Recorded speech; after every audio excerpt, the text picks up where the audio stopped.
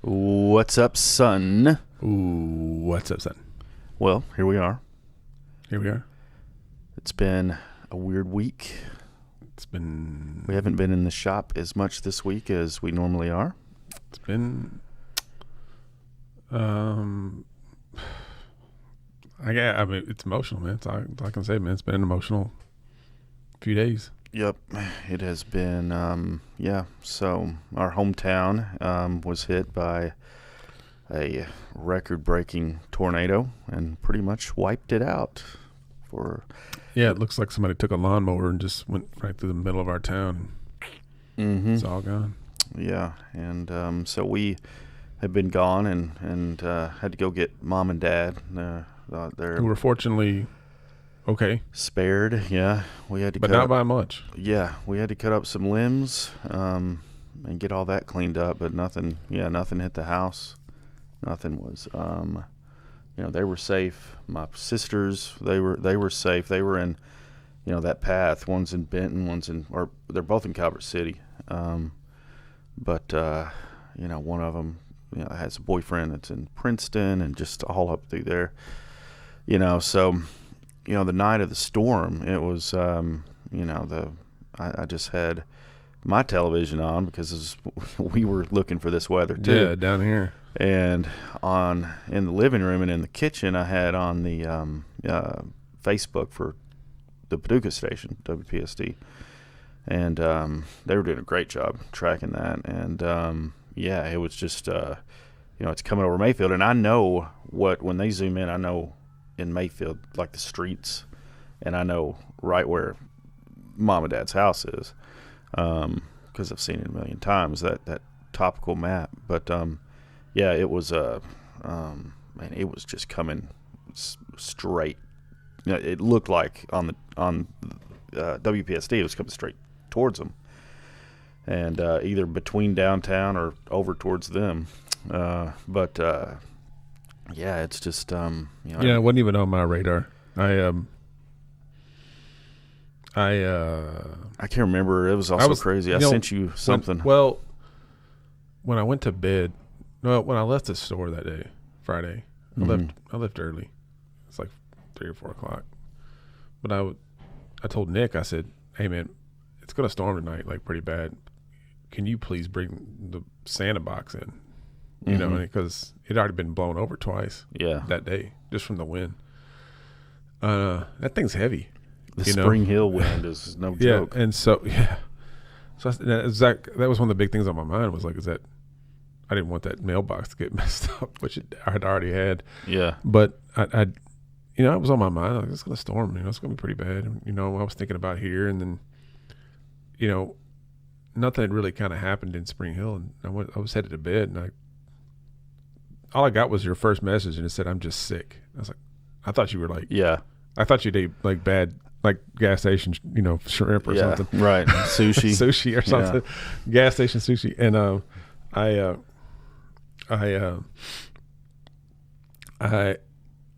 and then the picture popped up, and I like, oh, so the message came, the picture came later, and it was the picture of the courthouse, and I said, "Oh my God!" Like I literally like almost fell out of bed. I was like, and then I called you, and I said, "Is this it?" And you were like, "No, this ain't it." And like the picture started flooding in, and I said, "Is your mom and dad okay?" And you said, "Yeah." And I could tell though, man, because like I could tell you were panicked inside, like, and you weren't saying it. You were being chill. You were talking about the city, but I think you had heard from your parents, and you knew that they were alive and unhurt, but you knew they were not in a good spot. You knew, and then you have, there's still friends up there, and we still have friends up there. Yep. They're like, you don't know where any of those people are, and then just the town itself just gone. And we were like, and just seeing those pictures flooding from down. That's what they were showing was downtown, and then the candle factory. That's all we could see from here, and it was like, we're on the phone with Nick. We're like, man, can you just run the store tomorrow? We've got to go get Joey's parents. We got to, like, in my heart, I got to go up there. I got to go over and see what's up. What can we do? Yeah. And I knew at this point, like, there wasn't a whole lot we could do because it was still just literally damage control at this point. But yeah, the whole ride to Mayfield, dude, I mean, we were trying to cut up and talk about things, but your mind was definitely on, I got to get to mom and dad. And yeah, well, I just know. And I think you were sick about, because we said it. I said, you ready for this? I think you asked me, you okay? Are you ready to see this? I was like, and we didn't know. How are you going to be? How are we going to take it? We'd seen pictures. At that point, we'd seen daylight pictures from the morning, and it was every bit as bad as what we were trying to make out from the nighttime pictures. And and you know, my on our way in, I was just like, you know, trying to brace myself for that. I knew that there probably wasn't. I knew that my parents' house was okay, but Dad said there's that 200-year-old oak tree in the backyard. That's 100 feet tall. It's 100 feet tall, and branches that fall are big as this table. Yeah, and so it took out the back of the garage and stuff like that. So, no big deal. Like some big limbs fell in the front, but not on the house.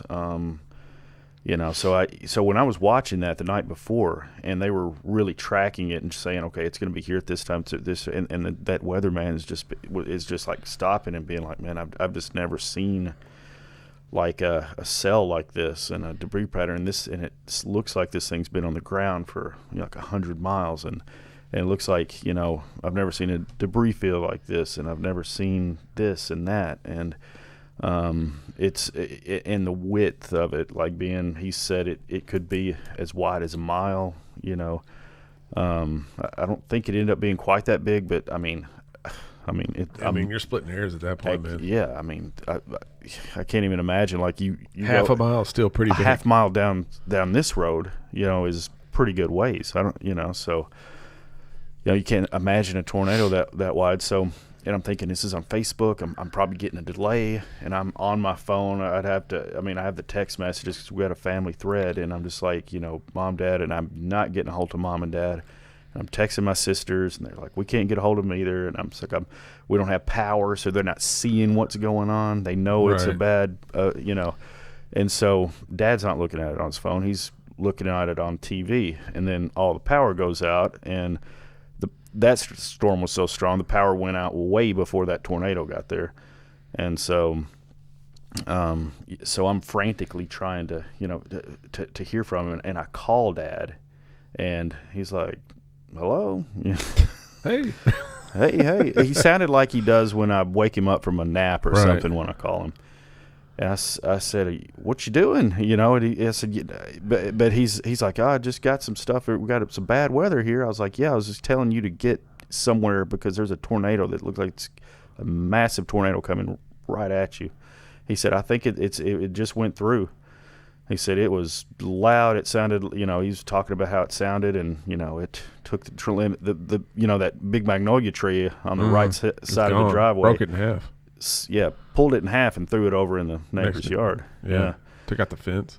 Yeah, and so, and then of course 2 blocks over was where literally 2 streets over. Yeah, the damage was the edge of it. It was. I remember when we got to town, like for the most part, it was like we were coming up the southeast side from Marshall County, and and we were like, okay, we didn't see anything. There was some trees down or something, nothing big, and then we turned down Bacchusburg Road and headed towards your mom's house. The first thing we come across is, an abundance of power lines in the middle of the street, and like here we are driving over. No, we knew they weren't charged because they didn't have power, but still, it's like you driving over that, and then we turn left, and just on your street, it was like the trees were all down. And then, so we're like, power lines everywhere. And then from your parents' house, we can see what was the top of the courthouse, and then, but it wasn't until we like walked over a couple blocks and got to my old street, my old house had some roof damage and the windows were blown out, and some of the neighbors were pretty much the same. Garbage cans were all down in the Duck Creek, and that church, gone. Yeah. And then like you just look up the road and it's just, you could see the other side of town. Yeah, and you've never been able to do that before. And it was just like, we couldn't even think about it. Hey, pull up some pictures here, Nick, Matt. I guess we'll start with it. Are these up? They're up. Okay. So, after we tended to Joey's family, we definitely went and, we went and surveyed the damage just to kind of see what was and what wasn't. Mostly what wasn't. This is the side of the courthouse. That courthouse is pre-Civil War. And pretty much the icon. The icon of Mayfield. Of Mayfield, yeah. And I think we got some pictures in this at some point that are actually from before. Yeah. Go ahead and scroll through those, Nick. Well, this, like the night before. This is actually standing from. Once I found out that everybody was okay, yeah. and of course I was shooting through, like I just copied my "Are you okay? Let me know," whatever, and just pasted it into all these people in Messenger, all these people in my text messages, and that stuff was coming in. And that's, you start, after 30 minutes or an hour after the storm hits that goes through Mayfield, you start hearing things like the downtown's gone, the courthouse is gone, and I'm just like, I'm not going to be okay if that's true. Are you sure? And well, yeah, I've heard it from like 4 different people. Hold up here for a second, Nick. And a lot of people don't know. You and I have been, for a long, long time, advocates of downtown Mayfield. It was pretty much our stomping grounds as kids, and we've watched it decline of our fiber for 25 years, and we've always been angry at the fact that those people didn't care, who are supposed to take care of it didn't, and little by little it sort of deteriorated, and then this storm comes in and just sweeps it all away. Your whole family, your livelihood, your family's livelihood came from that court square for 25 years, Mm-hmm. Anyway, this is sort of, this picture here is from this is basically where a water tower was, and we'll see a shot of that, but that's looking towards downtown. Like, I know every angle. Yeah, I know exactly where that's at. That used to be my paper route. And I don't know what that is. Like, I can't tell. That's between Water Street and Walnut Street. Like, I mean, if everything was up, I could tell you what that is. But it's over by where the old Dunbar School was. Yeah. Where that water tower is. Mm-hmm. Yeah. Yeah. Go ahead and move forward, Nick. That tanker truck was in that last shot, and that's a closer shot of it. That was in the same location. That school bus, that truck, just flipped. I mean, I don't know if that school bus was actually in that space initially. It was probably at the school, the St. Joseph School nearby or something. I don't know. I just saw these hanging from a power line on the ground. I said, I got to take a shot of this. This is literally like somebody's football cleat or soccer cleats or football cleats or something. That's a video that I took, but you can skip that, or a screenshot. That's the old water tower. Yeah, that was the how that didn't hit a house. I'll never understand, other than it was so much space around it. But was it like very far from its base, or was it? It literally just, went over and just, broke into, 100 pieces, and all that water came out and just. I mean, it didn't matter the amount of rain and wind that was going on because, it wasn't like there was a lake or anything underneath it. But if that had just fallen in, normal times, it would have swept those houses nearby away anyway. But that was, that was like at the sort of like the tallest point of Mayfield that water tower stood. So, yeah. What else you got there? What's those shoes? Yeah, I've seen those. All right, so let's stop right here. This is an important picture for me and Joey. We talk about this a lot. When we were kids, we had 2 places we could pick up comic books. One of them was Morehead's, which was at one time was the old Rexall drugstore, I believe, and then it became like Morehead's gift shop. Like a gift shop. Yeah, and that we would get our new books off the newsstand editions off the spinner rack. And this building was a little small business called the Book Trader, and he was just an old used bookstore, and he would have a couple of long boxes on the floor there, and it's where we found our old 70s and 80s issues that we couldn't, They were wrapped in deli shrink wrap and forgot about and that. heated. And then I remember magic marker with the prices on them. Yeah. Yeah, he had shrink wrapped them. It's the one right there on the right hand side of that. That's that gray building, but it's the part that's got the little window unit above the door, and it had like these those little vinyl stickers that you buy at Lowe's for your mailbox. That's what he had as for his signs, and they were in the windows, and that's all gone. This is actually on the back side of the west side of the square. It was option B at that point in time. It was, but we would go there a lot. And it was option A. He didn't like us either because we were rowdy kids, but he was old back then. Do you remember he put the old nudie books, the Playboys, and all that stuff right beside the comics? And if we peeked over, he'd be like, "Hey, don't look at that." What do you mean? Why'd you put them there for? Exactly. Yeah. Anyway, Good time. It's just that that's that's one of the first things we saw, and I think it just kicked us in the gut. Yeah, because we came up to the square, and right before we came to the square, and then we took a left up this side street here. This is South Street, I think. This is Water Street. This is Water Street, and the next one's South Street. And so, because we were like, oh my God, look at Book Trader, and then we were just like, oh man. So we walked over there, and we went up the block and made at the top of this little hill and made a right, and that's the First Baptist Church, which is a old beautiful church with marble. That's the back bell of tower. That's the back of the Christian church, isn't it? No, that's First Baptist. Christian Church was over. That's the First Baptist. First Baptist across the street. That's First Baptist. Oh. First Christian had that big beautiful dome that was blown down. off. That was the one down the This is street. the Methodist church. No, the Methodist church is if you go up to the top of Water and take a left, it's on down. Oh, and so Baptist church has this and the other side of the street. Okay, and then that's their old sanctuary. Yeah, so they bought the J.C. Penney building and made it into their thing. Yeah, well, we got a shot of that too. So go ahead there, Nick. Let's scroll through some of these pictures. I'm just so this is what Broadway used to look like. Yeah, looking down from the Court Square. The Weather Channel showed that Mayfield More Than a Memory sign. Like I talked about it like a zillion times. Yeah. I mean, it's just, it fits a narrative at this point. Yeah, this was sort of what Main Street looked. This is sort of the main thoroughfare through Mayfield. Yeah. Mayfield Strong. Yeah. This is somebody's got this on their Etsy's channel doing this. I love it. May have to get one. Skip that. So that's the courthouse. That's looking through what was Moorhead's. Right. Yeah, and that's a pile of rubble. The building to the right there is the family shoe store, isn't it?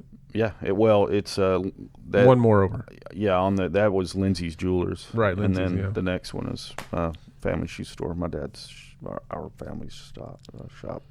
So, yeah, so that beautiful clock tower, is gone, and it's just like it just seems like even all these buildings that are on the right and left are almost gone. They're going to be torn down soon. They're all. You can see it. There's some damage. You can move forward through some of these pictures, Nick. So that's a shot of what was left of the square. Mm-hmm. Beside the green facade there was where our shop is. Yeah. Was. Keep going. That was what the courthouse top loop area. Yeah. And every time I come home, I drive down there just to see. And I lived 3 blocks from here. Yeah, just to see the courthouse. Yeah. I got to see the courthouse before I leave. That's the American Legion. It's where you did your early acting. That's where I did my early acting. Yeah. I got some great stories from that place, man. I went up there with you some too, just putzing around. I was gonna go back, like either this past weekend or this weekend. I really wanted to see. They're doing a production of Christmas Carol, which was the first play I ever did in that building, and I wanted to go see it, but obviously it's canceled now. Well, they don't have them in there anymore. They have a dome. I was going to go see Purchase Players. Not at the Legion, building, but their little building. Yeah. Man, we didn't even see that. That might be gone too. We didn't even go up there. They canceled the show. Yeah, I know, but I'm just saying their building. Is it there? Because this is one of those made out of that metal that you saw wrapped around telephone poles all over town. Yeah. Let's looking up towards That's City Hall. Yeah, that stupid Unfortunately, CVS. that That survived. stupid F&B bank. That mostly survived. Two things that we wanted to get wiped off didn't. Yeah, all this So stuff. that's basically the before at the top and the after below it.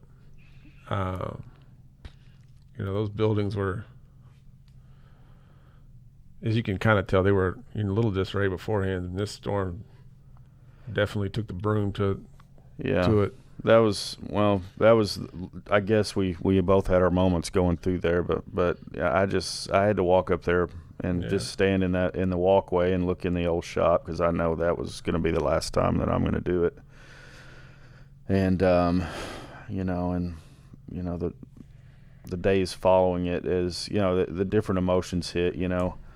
I don't know. When I was up there, I had a couple moments when we walked up there, but it was almost just shocking and numb. Overwhelming amount of damage, and it just goes all the way down those streets. The courthouse was a beautiful old building. Carr's Steakhouse was in a row of the last buildings that were still there, and it's that stuff is just wiped toothpicks, man. Move ahead a little bit, Nick. Let's see if there's there's Yeah. Carr's Steakhouse. What's left of it? There where it was before. Yeah. We've seen that one. Shoes, kind of flipping. There's a shot of what was. Yeah, shoe store. You right can there. see those buildings are. I mean, they're about to fall over anyway now.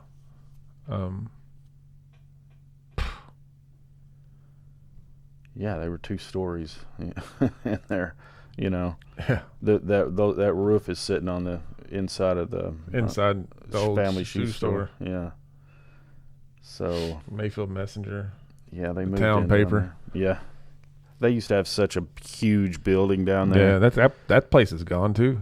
That old Really? because they used to print them there, but Yeah, that's they gone used to too. print. Yeah, that's gone. Um, They just email a PDF and somebody always asks me what this is, and right down in between, it used to be the old Finkel's building.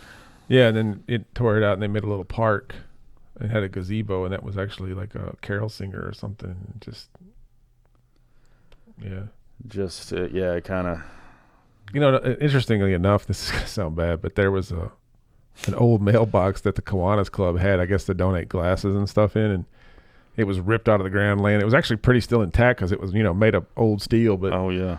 I looked at Joey. I Old said, American "Do you think steel." anybody would notice if we picked this up and took it with us?" Looks like probably, Probably. and that would be pretty terrible of us to do. Yeah. But man, it was that's a lot of it, man. That's the old house. That's the shot of that's the old homestead. Yep. So Doesn't look like much now, but when that house is over 120 years old. Do you remember? Yeah, didn't it have slave quarters in the back? It did. Yeah. It actually had slave quarters and also slave. Housing. No, Or there was underneath same on the thing. bottom. Yeah, basically it was a back porch, and they had like a little room and a toilet, but they could only come and go up the back in the stairs. They couldn't come in the house. Yeah, they couldn't come. And I don't really want to say it was slave quarters because this house was built in like 1901, so they weren't really slaves, but they were definitely servants. Yeah. And of course, Mayfield being as democratic back then as it was, might as well have been slaves, Yeah. So, Well, you were taking the picture from this alley, and that was the thoroughfare. that was our thoroughfare. Yeah, because it seemed it was an old brick street. Yeah. At some point, and then bricks are still there, but it used to seem like such a long bike ride or a long One of walk. the things I noticed, they did this to this house, and you can't see this from this shot, but on the back side of it was ripped off. You'd have to walk around and look. Mm-hmm. And the windows are actually kind of damaged on this house now. Yeah. But what is this? 200 yards from downtown? maybe. Yeah, it's about two so and a half I'm blocks. glad it's still standing. It was, definitely built to last, but people had some point had gotten into putting tin roofs on everything, and they did it with this house. You know where all those roofs are now? Wrapped around telephone poles or street signs. They're everywhere on the interstate, and they're everywhere. I've there's this man, some of the stories just the day after, and then the following days that you start. There's like a wave because you can get off this, guys. Now that's the last of those pictures. When we got home, I got mom and dad situated at my sister's house. My other sister lives here in Middle Tennessee, and then went home and got up on Sunday, and all those morning shows, every one of them were on Mayfield and in Mayfield, and stuff like this, not to this magnitude, has happened before, and it's just it may be a regional thing, but like it's on Nashville news, it's on national news. Meet the Press, they're not even really doing. They give their first half of their show to Mayfield, and then they do a nightly news piece, and then the Ken doll looking guy that's the head anchor for ABC, he's down there. So you've got all these like 18 well, one thing I journalists. noticed just being in the business a little bit, some of those people weren't there. Well, their camera crews were. I know this guy was, because he was walking around town and walking walking in people's houses. And I did see, don't get me wrong, I saw probably news crews when I was just on Saturday walking around. Yeah. From everywhere. I talked to some guys from Atlanta that had come up to shoot for CBS News. I saw the WPSD meteorologist that was basically running around with like a chicken with his head cut off on Friday night, trying to like this here. Oh wait, let's go here. And, Yeah. And he looked like he hadn't slept, and but yeah, it was. Well, and then you start seeing all that, and then the magnitude of Saturday, and then you kind of processing some of that. Friday night that you're going to do something and see a lot of things that's gonna be heartbreaking. You see them, we come back here Sunday morning. You see all of this coverage and resources now where they're putting drone shots together, and like you're seeing things in light from a high view, and it's just like, oh my gosh. And then that's when the emotions first started hitting me, and then you start seeing people that have gotten to places where they can finally get on their phones, and they're like, I lost everything. People that we know, I lost my house, I lost this, I lost that. These things can be replaced, but these pictures and these ornaments that my kid made for me, when they were in kindergarten, just all this stuff that you'll never get back. And it's crazy because like there's a page on here that's like for people, a group for people that find these things, and you see like somebody in Mayfield on their refrigerator that lost their home. Somebody found one of their family photos in Sacramento, Kentucky, the other side of Madisonville. And there was another one where somebody from Mayfield, they found it in Louisville, another picture. And it's just, a 35,000-foot debris field, all these records being broken of the strength and the magnitude of all these things. And, and then you get, people that are just, they don't have anywhere to go. And people are, you look on Facebook, and people are, Lowe's has made public showers for people. Sedalia Elementary, just outside of town in the county, have made like public facilities for people to go bathe. And I was talking to somebody that dropped off supplies today, and I was like, there's people, they've put out shelters at Wingo and Lowe's and Fancy Farm, but those are 15 miles outside of Mayfield. Some of them are 10, 15. Some of them are pretty. Simpsonia's not close. No, and it's like some of these people don't have cars anymore. It's like you can drop off stuff, but they're having to get rides back and forth, or the police or the fire. I think the fire department was transporting people back and forth if they needed to get to their houses, and it's right now, and I heard this is true about like Waverly, Tennessee too, but right now, everybody's, and we appreciate it. We want to get up there and help this weekend and drop off what we can. I'm really concerned like what happens when the dust settles and the media goes away and I think it's and then already starting. Mayfield's left by themselves, Mm-hmm. Yeah, there's going to be a little bit of a vacuum, and then there's just going to be this reality. And I think right now, as far as the coverage and things like this, the president's going to be there on Wednesday, and so really? Yeah, so I think that's probably going to be kind of the back end crescendo. The crescendo, of all of that, and then but they're getting a lot of resources, and I was just looking today that they're getting with all this national attention, they're getting truckloads and that's good though. Things straight from like Tide is bringing their mobile units in that have their trailers basically with washers and dryers and all this stuff for people to do laundry. And I think I've seen all these other ones, Papa John's. I've seen Lowe's, and just all these people with all these resources that are coming in and bringing supplies to the point where they can't take a lot of things right now. That'll change. They'll still need them, but they'll cycle through that. Yeah.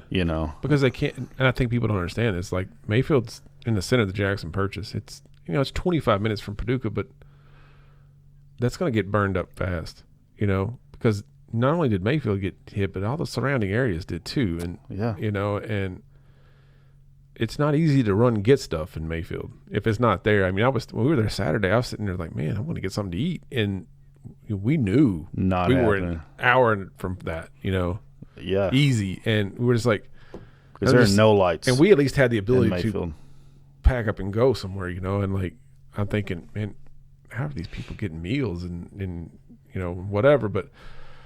Well, there's places that are all set up for that stuff, but still, it just depends on where you live, on what side of town. Well, I think this is important to point out, too. And I think we'll probably move past this here in a minute because,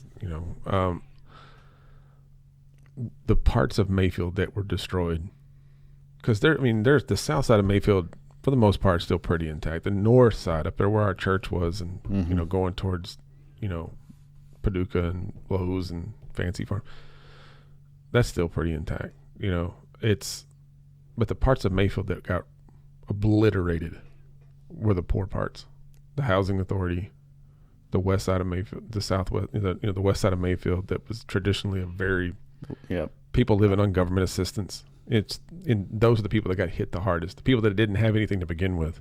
Yeah. And what little they did have is gone. Yeah, it really did miss more of the affluent parts of absolutely town, which is kind of potpourri anyway. It is. But it's it was lower income and the things that are irreplaceable. You get the food swamp over on the other side of town with McDonald's, KFC, Subway, that's still there, Wendy's, but those little mom and pop shops that were downtown, all cars, that stuff. I do think Midtown's still standing, but it had some damage. And they missed it literally by 50 feet. It's because St. Joe's across the street, the steeple was in the middle of the road. Yeah, there was a bodega there that this guy was reporting on MSNBC, and it was leveled, and there was like a piece of wall like this tall. Well, and that Wilma's a family hid Wilma's behind. restaurant's gone. This family hid behind this sliver of wall, and they all lived, and like everything around them was blown up and gone, like down to the foundation. It was just a miracle. I was driving up, I guess that's 11th Street, North 11th. Yeah, Wilma's is gone, man, dude. Those tobacco warehouses that were iconic for me just leveled. Anyway, yeah. Well, we can they could talk about this forever, and I don't want to. And I'm glad. I kind of want to. I'm glad. I am glad that we're not at the place because I was just last night I was watching something I hadn't seen and I was crying teared up about it because. You get this different layer of it, when you see it, and different things, different waves. But, we're not in there living it like a lot of people are. And my heart just breaks for our old hometown and for the people that are in it that they got some really rough sledding coming up. And people that just don't have a lot of resources and answers and I guess, support, to come in their way to rebuild. Yeah. So, so we're going to be taking donations Here at the shop. So we'll probably just update that on social media for the things, because I'm trying to keep up with what people are saying that they need. And, that might change from day to day. And we've had a couple of people at the shop that have offered to ride up with us and help where we can. Because, very least, man, we're going to take a couple shovels up there and maybe some brooms and see what we can do to help pick up the rubble for some people. Yeah, and so we've got posts up definitely on our Instagram. If you go to our bio, we've got a link if you want to give monetarily, if you want to give, if you want to donate supplies. We do want to say this is going to go up Wednesday, so people aren't going to see this necessarily with a lot of time, but I'm going to go ahead and say, they're not wanting used clothes. Nobody wants that. I want you to take a Goodwill load to, no, absolutely not. So, but we've gotten some diapers already, some formula, Yeah, Finland toys. We got a few toys. We're going to take some toys out of here, maybe definitely some books, just to kind of bring what we can out of here. Because they're laying in nothing in cots pretty much at the high school. Yeah, pillows, blankets are huge. I actually had somebody ask me if they could take an oxygen tank. They could donate some oxygen tanks for senior citizens. Yeah. They said we've got 20 of them that are unused because the company that we got them from went bankrupt. They said just keep them. I said I'm sure that they could use them. It's not something I had thought of, but yeah, I don't know the ins and outs. I don't know the legalities of bringing an oxygen tank up to. Hey, I got you some oxygen. Where'd you get that? Just plug it in. How old is this thing? I don't know. Yeah. But anyway, that's been our week. We did. Yeah, what happened? It's hard to remember anything before this, but we had plans. We definitely Christmas season. Christmas, we got to go to a Christmas. We did come back. We got to. We went to a Christmas party, and one of our customers invited us, and that was actually really cool. A little fun time.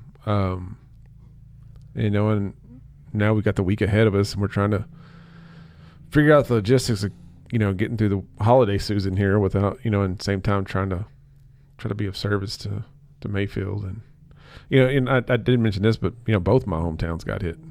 Yeah. My family still Bowling Green also got hit, and there was damage and there was loss of life, and it was pretty catastrophic for those that got hit. It probably wasn't to the extent as Mayfield was hit, but but it got nailed pretty well. There was a lot of small businesses that got ruined there too.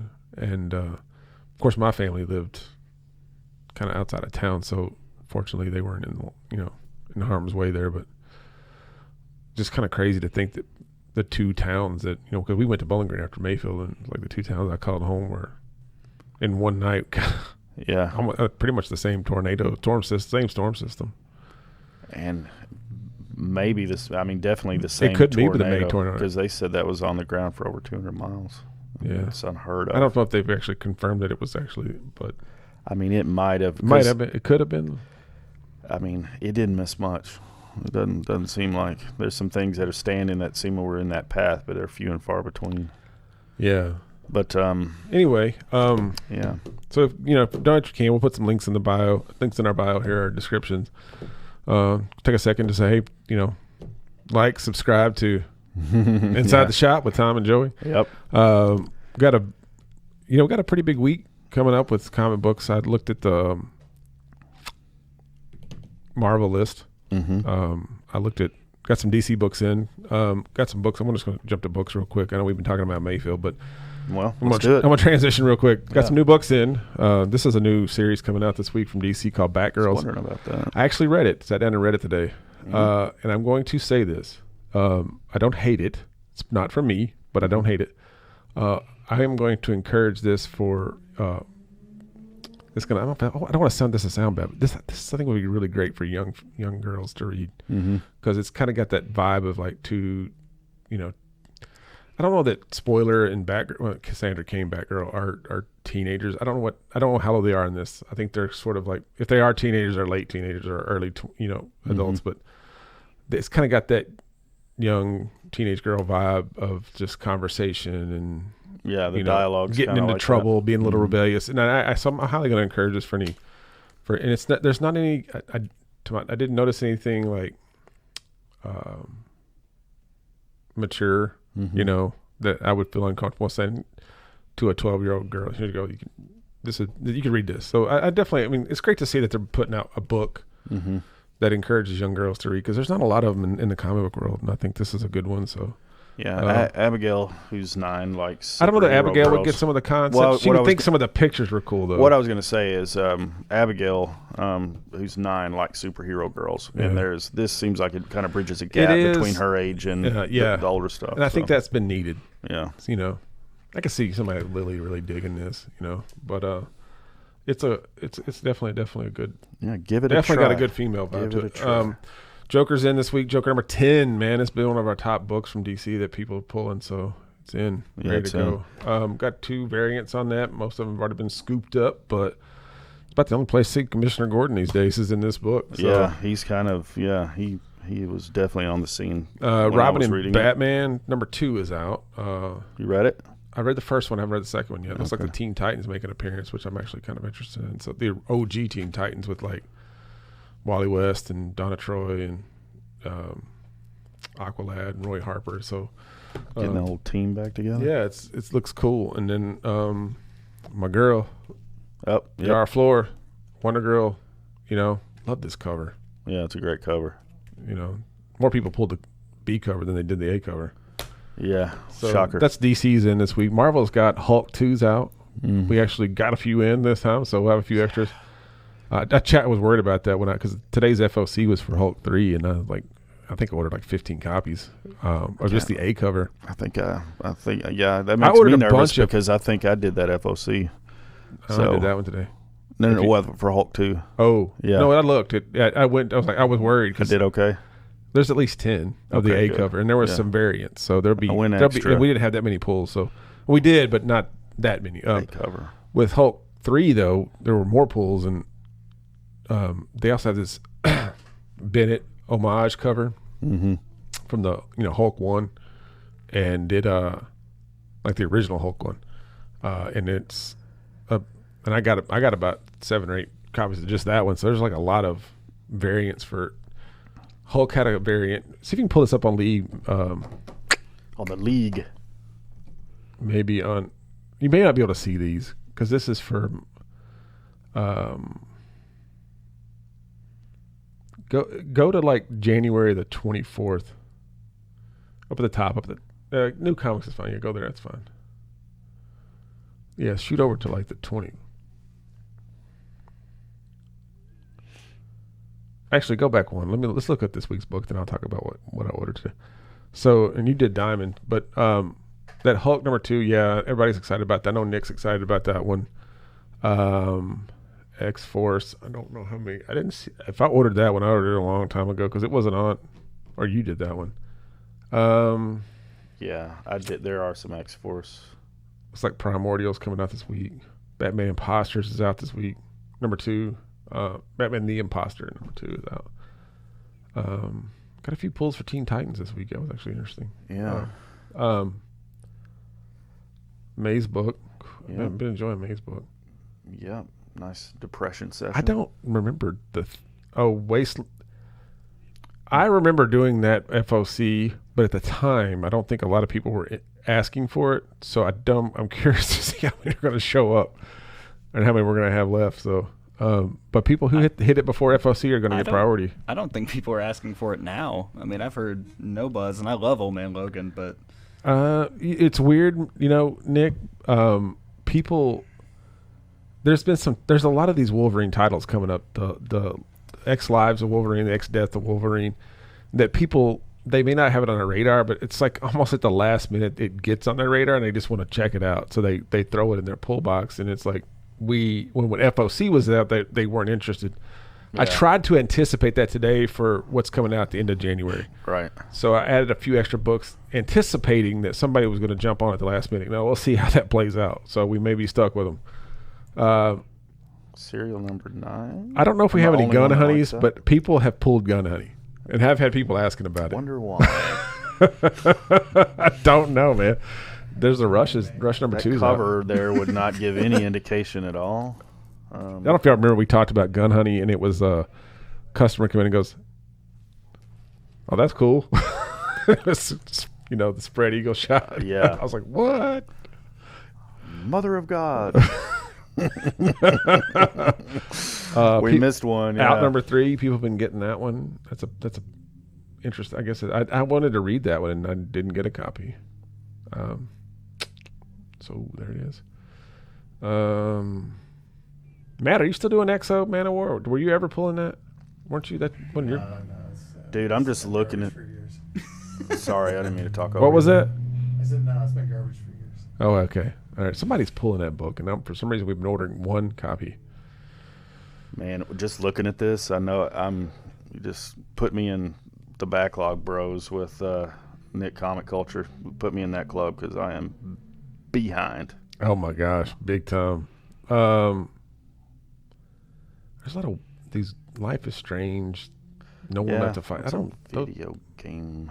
Yeah, people ask for them. It's not, Yeah, no. I've actually played that video game. It's interesting. Anyway, a lot of cool books. I think Marvel's probably got. I don't know if we got that one, man. Shoot over at the top to January, like 20 something. January 19th. No, it's the week after that, 26, I think. What for what? I'm just gonna show you. Keep going. Keep going. Right there, 26th. All right. So, scroll down a bit. Maybe it is the 19th. Go back to the 19th. Yeah, sorry.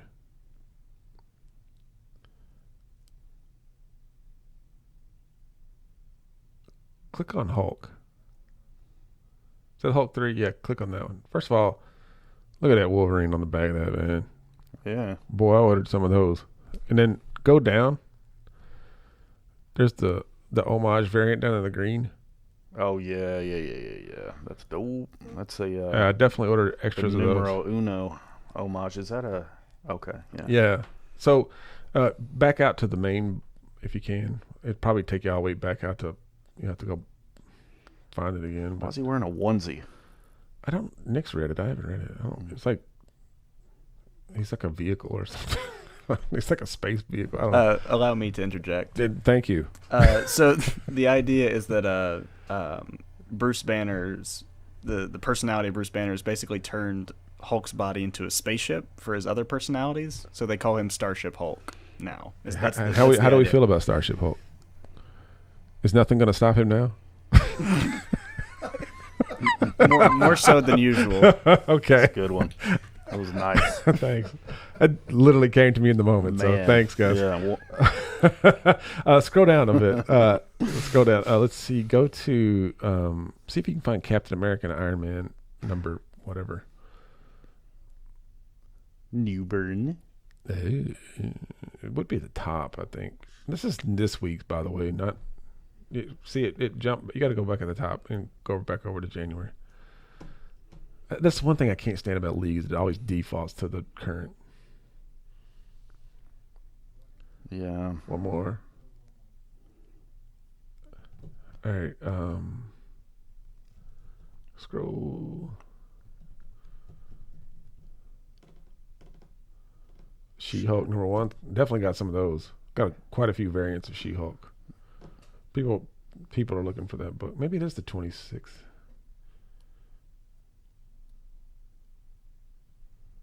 That Spider-Man cover actually is one of the better Spider-Man covers I've seen in a while. That 87 up there. Mm-hmm.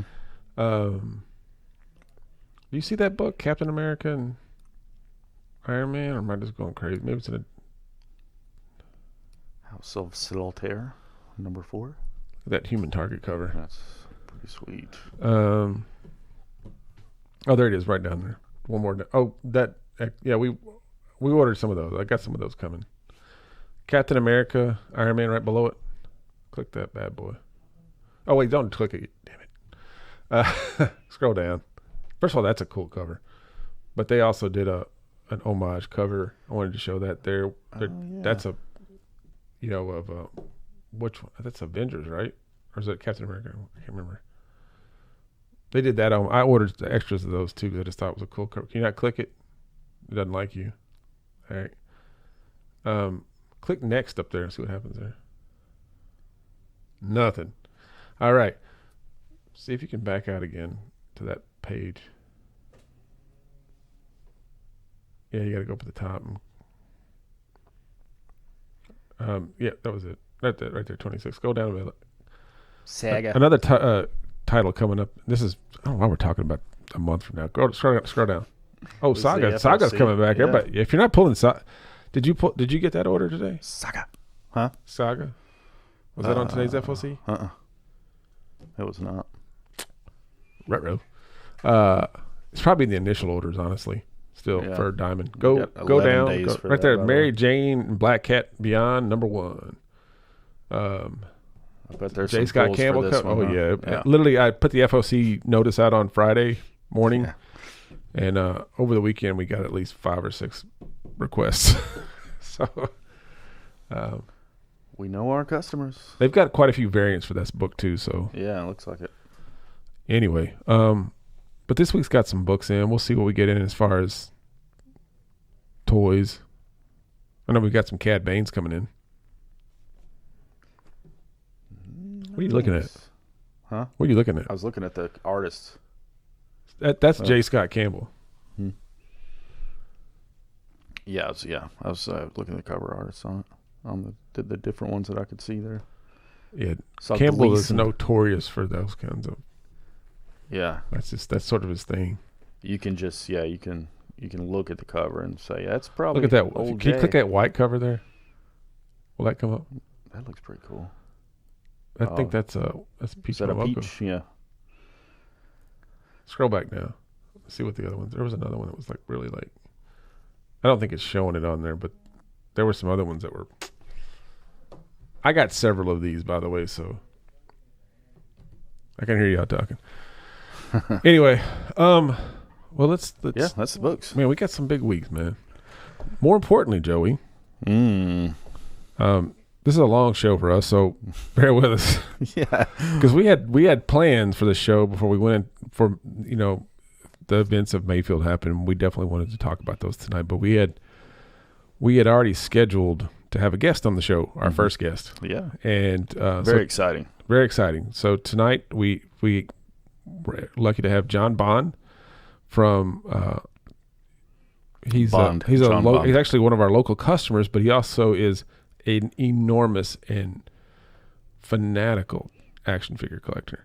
He's coming up after this, right? He's coming up here in a second. Joey's going to take a little break, and John and I are going to talk back about and what drink he's some passionate coffee. about, which is action figures, mostly He-Man, Ninja Turtles. John also runs a successful graphics design business in Franklin, Tennessee, local guy.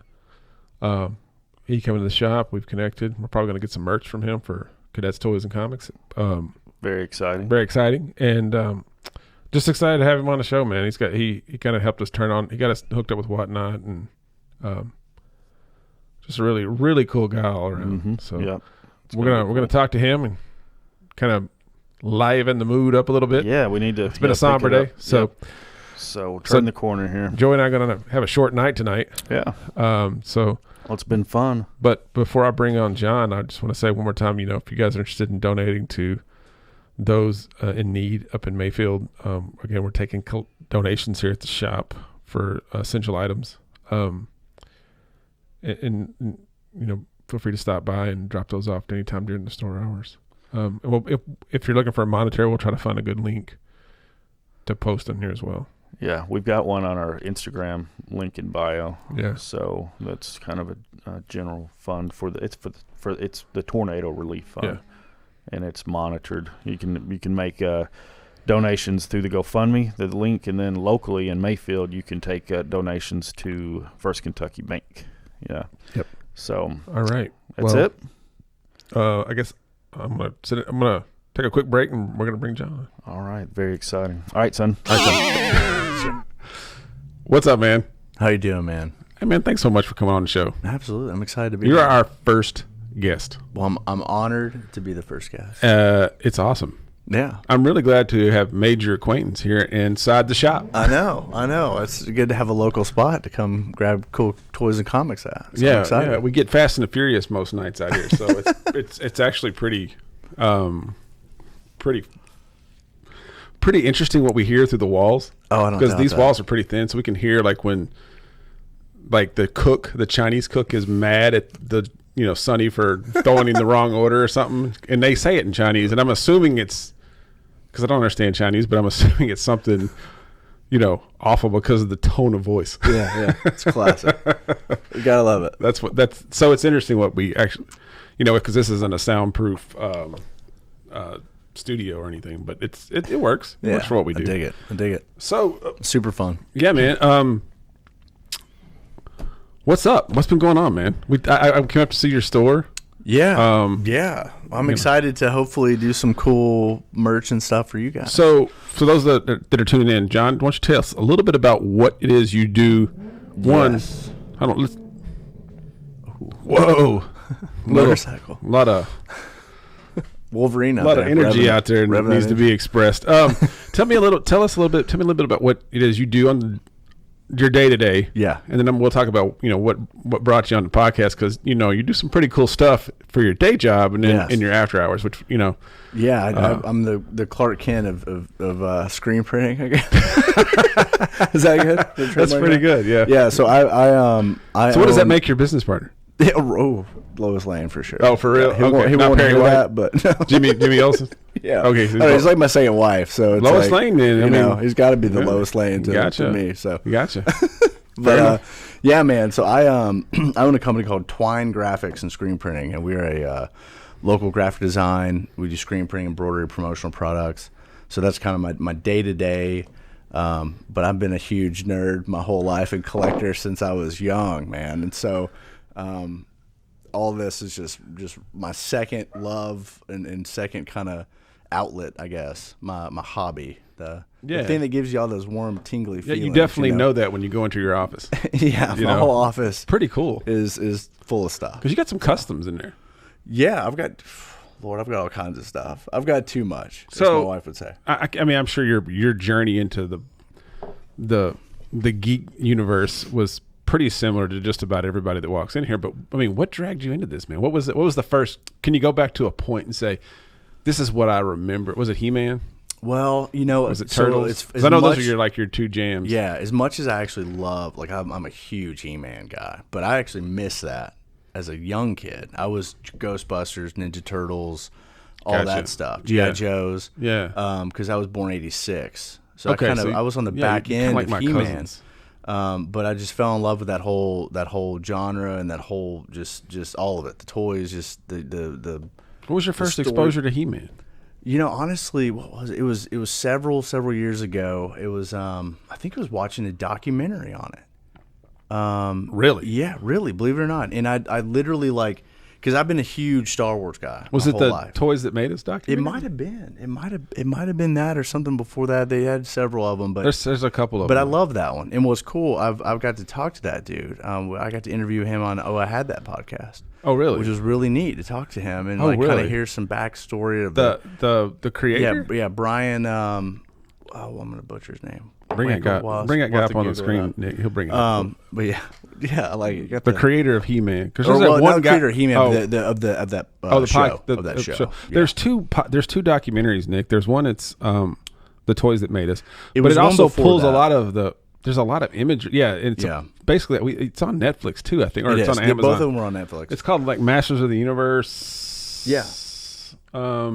It's a documentary. Just type in Masters of the Universe documentary. And I've always loved it, but for whatever reason, I just had this weird nostalgic overload for it, and it was And like it was like just past your time. it just I don't know. You just Yeah. missed it. And it literally I just went all in. You literally came in I when went She-Ra came out. all in. Like within 2 years, I had everything you could imagine. all He-Man. the so. This is in your adult life, This is adult. and you got into Yeah. Masters of the Universe. As And later in life. not the Toys That Made Us. That's a different one. There's one. It's like That is definitely one that was very Brian strong. Volk- Yeah, what? Okay, that's the guy. man right there. Okay. He's great dude. Yeah, he's got all kinds of cool stuff. He's really feeding that nostalgia for us. I love it. All That's- us 80s, 90s kids. There's so I mean definitely get on social media these days and I follow a lot of the 80s. Yeah. I grew up in the 80s, Yeah. That's Joey and I. But, it's like looking at what they post, definitely a lot of He-Man stuff, definitely a lot of Ghostbusters, Star Wars, Ninja Turtles was, so here's the thing about Ninja Turtles. So unless you were like a diehard Ninja Turtles comic fan, Ninja Turtles didn't really kind of hit my radar until I was double digits, like 11, older. It was like 6th grade. Yeah. I think I have to ask. I can't. Were you a wrestling guy? I did Feel like that? wrestling. Yeah. Back then. Like Pillow Buddies, Oh yeah, like yeah. Hulk, Oh my gosh, we had. The Pillow Buddies. There was the big rubber figures. Oh, yeah. They were literally like that big. They didn't move at all. They could just throw them at each other. We liked wrestling. We didn't. I didn't get a lot of the figures. Yeah. Because you got to understand, when we talked about Mayfield, but Mayfield didn't. We had Walmart. Yeah. And then we could go to Paducah and go to some department stores that may have something. Yeah. May or may not have something. But it serviced that whole entire region, so it may or may not be there. Yeah. But I think I was a little old by the time I really got into wrestling, and Pillow Buddies were a big thing. I was a little old to be having a stuffed doll. Yeah. Yeah. But I remember those. And I was like, oh, that's pretty cool. Yeah, sports and cool guy stuff. But Turtles came on the scene. I loved the cartoon. Yeah. Loved the cartoon. Yeah. And then when the action figures kind of rolled out, I was getting a little too old for action figures, but I remember being excited about the movie when it came in. I was like, okay, great, the movie's going to come out. It's going to be awesome. And it was, at the time, I was pretty excited about it. I look back on it and I go, man, that was some goofy stuff. Yeah. But honestly, I think those prosthetic, I think those prosthetic, I think they're better than the CG. They're way better. Those hands down. CGI crap fest that whatchamacallit put out. So that was Bombs. exciting for us for two reasons, because my brother Brian was a martial artist, and he was really on the rise in the sport karate scene. Oh, that's really cool. And a lot of those stunt actors came out of the same circuit. Oh, that's so neat. You got to go to tournaments and see those guys, and it was like, oh, that's really cool. Mm-hmm. They're on stage performing, and then they're in a Ninja Turtle costume, and we're like, oh, that's really neat. There's a Ninja Turtle. So we were down with Ninja Turtles. We were down with pretty much everything you talk about, man. Yeah. I mean, I loved He-Man from day one. Yeah, I didn't have a ton of the figures. For some reason, my mom would not buy us He-Man figures, and I don't know if it was, I don't know, the sexiness of Prince Adam there and his. You ever go back and watch those? Oh man, they're hard. They to use get the through. same like 10, shots. Yeah. Because it's like the same animations. Yeah. They just put it in like. and he doesn't ever use his sword. He just throws everybody. Oh yeah, he does. There's no cutting. There's that one where he jumps down and he goes. And then he runs in this direction or he runs in that direction. You know what I'm talking about? Yeah, absolutely. I actually did try to watch He-Man. I tried to I'm gonna watch this. Yeah, and I started watching with my son. I know, like rewatching old stuff. But when you're sitting by yourself on a Friday night trying to watch He-Man, it's like this ain't right. Yeah, this ain't working. Yeah. That's a weird one. But so you're pretty much a '90s kid. Yeah, I would say majority. Were you into Captain Planet? I did. Yeah, loved Captain Planet. I never really had those figures. I had a few probably growing up, but I remember that show vividly. But yeah, if you had those figures, man. Those are. Yeah, those are cool. You can find them. Now, I tell you another line I collect, and I have the whole thing is Toxic Avengers. No kidding. Toxic Crusaders. Toxic Crusaders. Remember those? Yeah, dude. You've got one of those on your Instagram. Pull up his Instagram. Yeah, I mean, some of the best '90s figures I think is a. It's up on the tab up there. Or it's on the pictures you sent it. I think there's a. Yeah, scroll down a little if you bit. scroll through, there's probably tons of toxic stuff on there. Yeah, go down a little bit. But Toxic Crusaders. I do remember. There's those. some right there. Click that. If Yeah. you got them in cards, I mean, look how '90s. Those you have those on. Those are yours. Yeah, those are men on card, and those are the ones with the little stickers on it. They were like the first wave, so they were the one like the introduction figures or whatever. So that's pretty cool. Those are the kind of. This is what I dig about you, bro. You're looking for vintage. When you say vintage, this is what. Yeah. This is vintage now. I know, right? '90s. This is what people are looking for because it sort of missed the big boom of, of what Kenner and Mattel had put out at the time. And, He-Man was sort of on the low. Star Wars was gone. G.I. Joe was sort of going off into wherever it went. And Transformers also had kind of faded out. But there was all these toys that people try to, these companies like Glue was kind of making a scene with the micro machines. But there's these whole lines of toys that, like, I remember going into Walmart and going, that's a cool toy. That's cool. There's like the Rock Fighters. I don't know if you remember those. I do. I think I and then there those, was, we actually had a couple of these. We found in we bought a toy collection, and I didn't really know what they were until somebody came and goes, oh, that's, you know what that is? And I was like, no. And they're like, that's Food Fighters. Oh, dude, I love. And we had like 2 or 3 of them. And I said, let me look these up. Those were like $25, $50 a piece out of the box. Yeah, that's like before. That's real old. That's like that's 80, early 80s. Early 80s. There's like those whole little weird lines of toys that when Grocery Gangs. Remember Grocery Gangs that came out in the 2000s? Those were kind of a resurgence, kind of throwback to those. I remember that. My son that loved was. those. I think my niece and nephew like that kind of weird those stuff. Little gross little things. I'm trying to think what was the weirdest toys of the 90s. I think were the Robin Hood line. Oh yeah, and that's the thing I love. So the 90s, I feel like, have the best toy lines. I mean, you had Cadillac and Dinosaurs, insane. What is Cadillac and Dinosaurs? Oh, dude, I don't know that one. I have it right there. It's on my Instagram. So I've actually just recently finished the entire set. If you go up, go down. Sorry, right under the Skeletor. Yep, right there. So this is the craziest. You got to tell me about this. So this was an arcade game. Really? And they did a toy line, and it's literally like they're mechanics and poachers. And there's like Dinosaurs. He drives a Cadillac. They have this whole.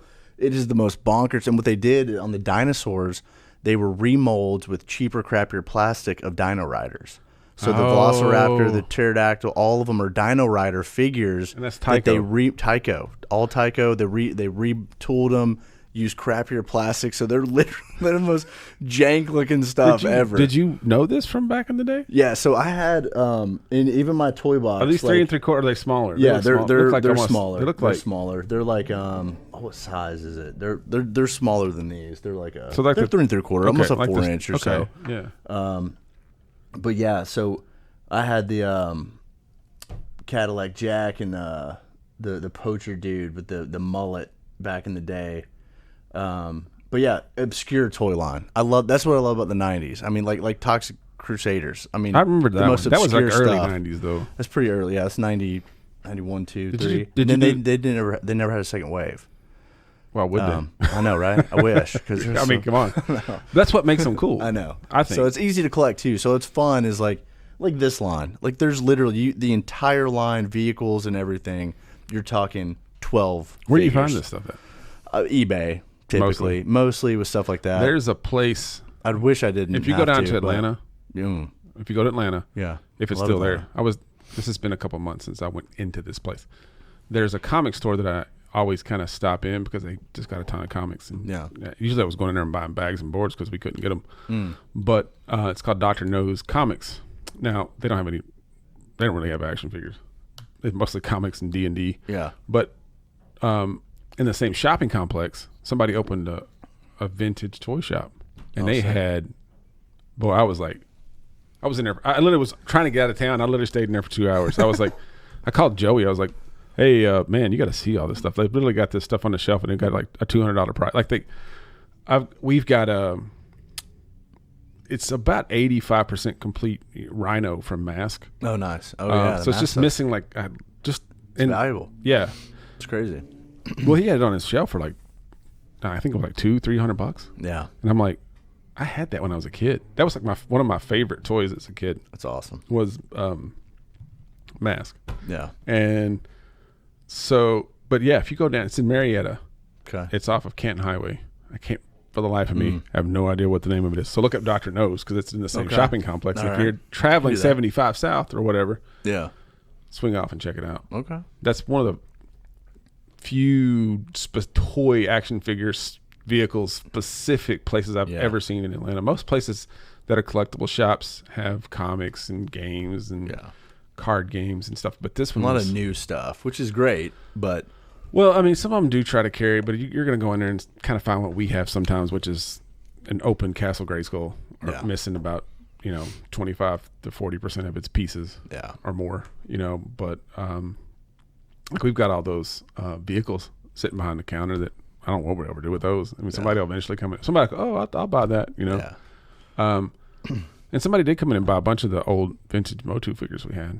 Nice. And yeah. We got them from this collection, and it was like the legs were falling off. Oh yeah. But we ordered the rubber piece. Oh, you did? Nice. From Argentina. Have you watched the YouTube video on how to do it yet? I did, actually. And I had Nick do it because Nick's a custom action figure guy. Oh, well, sick. Yeah. So he said, Nick, you got to figure this out. And he's like, okay. And I've heard it's not crazy hard, but I've never tried it myself.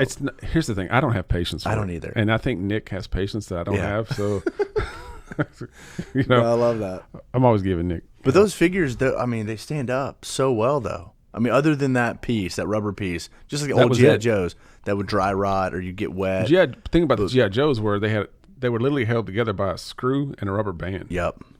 That's it. Garbage. Once that rubber band popped, when we learned to take those things apart. Oh, yeah. Oh, man. We were cyborgs after that. Absolutely. Yeah. Yeah. And we'd paint them all. I'd give anything if I hadn't done any of that. I know. Well, I had everything. And my whole G.I. Joe collection was either melted or shot with BB guns or something when I was little. I mean, we just went crazy on those. So here's a question. Yeah. What,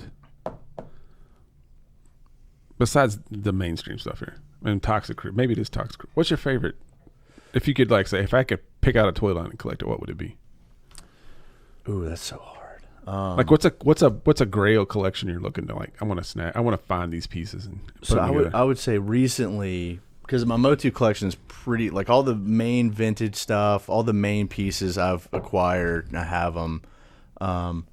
It'd be it'd be Ghostbusters, Ninja Turtles, the OG ones. Yeah, OG. I've been trying to complete, and they're insane. Yeah, they're hard to find. The Ecto Glow Ghostbusters. So I have 2 of them. Really? And they're that was the 3rd or 4th wave. Yeah, but they're probably the most valuable. Really? Because there weren't that many of them they made. Didn't make that many. Kind of like that last wave of Ninja Turtles with Scratch in the giraffe. Yeah. And I don't even remember those. That was Dalmatian. That was after I collected them too. But those figures, Scratch carded is $6,000 to $9,000. No kidding. Yeah. Probably because there was very few of them made. If they were, so if they're on card, open. Absolutely. So if they're loose, they're $400. No kidding. It's crazy. So I don't have any of that. But the Ninja Turtle stuff. So Ninja Turtles was a huge thing for me growing up.Ghostbusters. So I have the old firehouse like I had when I was a kid, and I've got the sewer. The Ecto one. I don't have a sewer. You don't have a sewer. I'd love to get a sewer. I see a sewer every once in a while. I've got a blimp and the party wagon and all the OG party stuff wagon's like where that. But yeah, man, Ninja Turtles. I feel like the thing is that I love the most is just the card art and the whole. I remember it as a kid. I mean, there aren't a lot of people that'll sit and say, "I really dig the card art." Yeah, that's one of my favorite things about '90s toys. Is the artwork. Really? And just the design of it. And it's probably with my graphic design background, but dude, there's something about it. I mean, Ninja Turtle figures especially, I feel like they had the wackiest card art. A lot of the 90s lines, these are pretty, like He-Man stuff. He-Man stuff was really dope if you get into the comic books. Yeah, but this is pretty boring. I mean, it's just, it's a cool logo, but there's nothing. But look at Ninja Turtle. Look at all the crazy. The good crap art for on that He-Man card, was always on the back. Yeah, this absolutely. isn't it for sure. Yeah, but does this have it? No, this is all new stuff. Yeah, I mean, don't get me wrong. This art rules too. And the comic, you're right. The artwork, the comic books, and the artwork on the backs were what got you. And this is just the origin line. So. Yeah, and I love I think the origin line was great. I think they did a good job with it. Overall, having all the figures reproduced. Well, I do think the artwork on the Revelations line is. Oh, that Axel was it? That Axel dude that does all that. Yeah, what's his name? Oh my God, that guy's amazing. If I had these, I'd probably just put them up like that. Yeah. I wouldn't mind having posters, but yeah, like you said, you get into the figures and they're like. And I think overall they did a good job, but I feel like the faces. I'm not. I'm with you on that. The He-Man Skeletor, like that He-Man mold, like the body, is great. Yeah. But the head, whack. It's just the sculpt. But there's some really cool. Man. There's some really cool dudes that do custom heads on. Oh really? Instagram, eBay, and all that stuff. Yeah, Nick will have to follow those if he's not already doing it. But the Evil Lyn. Oh, you can see it on the back. Yeah, I think the Evil Lyn was probably one of the best ones. Look at He-Man right there. Yeah, that's whack. I mean, look at him. He looks like I don't know what's going on with that. He's just not tough. I don't know. Look at Man at Arms. Yeah, man. Look at that's a silly. That's a weak. Why the long face, bro? Right? No, he needs that big fat head, that stash. We tried And he selling was those so on big. Whatnot, man. People weren't interested. Really? Unless you bundled them and said, hey, these are Yeah. $5 a piece. Then they're like, oh, I'll buy it. And that's ridiculous. I mean, you can't be doing that. I mean, we're basically just giving it away at that point. You don't want 'cause to do it's that.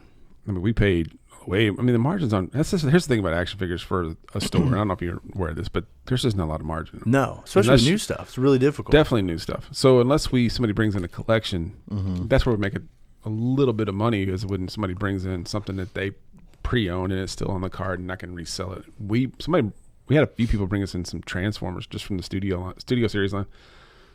Those were gone within days. Yeah, you know, and then it. some people bring in something may sit here a while, but it's it's all Star Wars sequel stuff that nobody wants. Yeah. What's tough too is the stuff that's really valuable now, like Ninja Turtles, all the old retro lines. People are very aware of it. So like if they try to sell you collections, they're wanting $100 a figure, and you're like, bro, like. But you also have to know because the line that came out in the the 2000s was pretty much the same molds. They were just different. The colors were different, and you got to look at the stamp. I mean, there's some that are pretty identical. Yeah, you talking about Turtles? Ninja Turtles. Ninja Turtles. Yeah. Yeah, they did the. At least in my they head, did that's those- what I'm thinking of. Well, they did several reissued molds. You're right, like in the Yeah. late '90s, and then they did 2000s. I think Yeah, because my nephew was really into them. Yeah, Because they had And so was launched my that little brother. Nickelodeon series, Mhm. and they had that line, and then they re-released the. Yeah, they've re-released those several freaking I times. feel Like the original they 10 just figures. released them recently. I found 2 on the shelf at. Yeah, Walmart. they actually just did. They did a Party Wagon, and they did the original 4 Turtles. I found 2 of them. I got to find the other 2 because I want Nice. them. Yeah, I can't mean, remember. they I look think it's awesome. Leonardo and I think it's Donatello. So I need Mikey and Raph, and Yeah. I think I'm good. I'll be like, I've looked for them, but there are dudes. I'm not kidding, man. That get up at 6 in the morning, and as soon as that God. truck's unloaded, I know. they're getting those figures off know. the shelf. I know, and I hate it because I love finding stuff in the wild. Everybody you know? does. It's just that instant gratification. But I mean, most of the stuff I get is pre-order, or I do find it in the wild. but Everybody does pre-order. You have to because we now. have Funkos, and I'm like, why aren't you guys in there buying a Funko? Oh, I got it on pre-order. Yeah, I'm like, yeah, when that thing shows up, beat to crap. I know. That's the problem. You know, it's like, And remember, even we had brands like Entertainment Earth, Oh, like man. they guaranteed mint. Yeah, right, dude. Don't. Yeah, get out of here. Are you No kidding? bubble wrap, figure thrown in a box. with, they don't with care. brown packing tape. brown packaging tape. That's it. It gets crushed in transit. Come on, Yeah. I can't tell you Dude. how many it's that. I know. It's so. And then you send them an email and say, "Hey, this figure is damaged, and here's a picture. Can you send us a box?" they And didn't they're like, care. and it's like, way We're out later. of them. But at this point, nobody wants them anymore. I know. You know, we It's got so these frustrating. Snow Whites back here.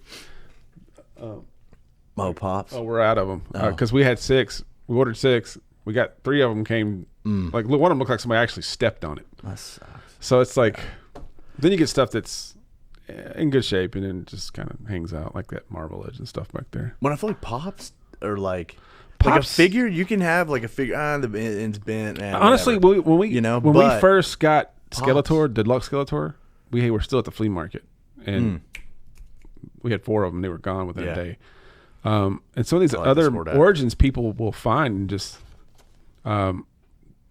These are all we have left. We've had pretty much all those. The ones they canceled were, they canceled the Fisto and Faker and Scareglow and Yeah. the ones what people were really kind of looking forward to. Yeah, the Scared Glow one was cool. Yeah, we never got. I did this twice already.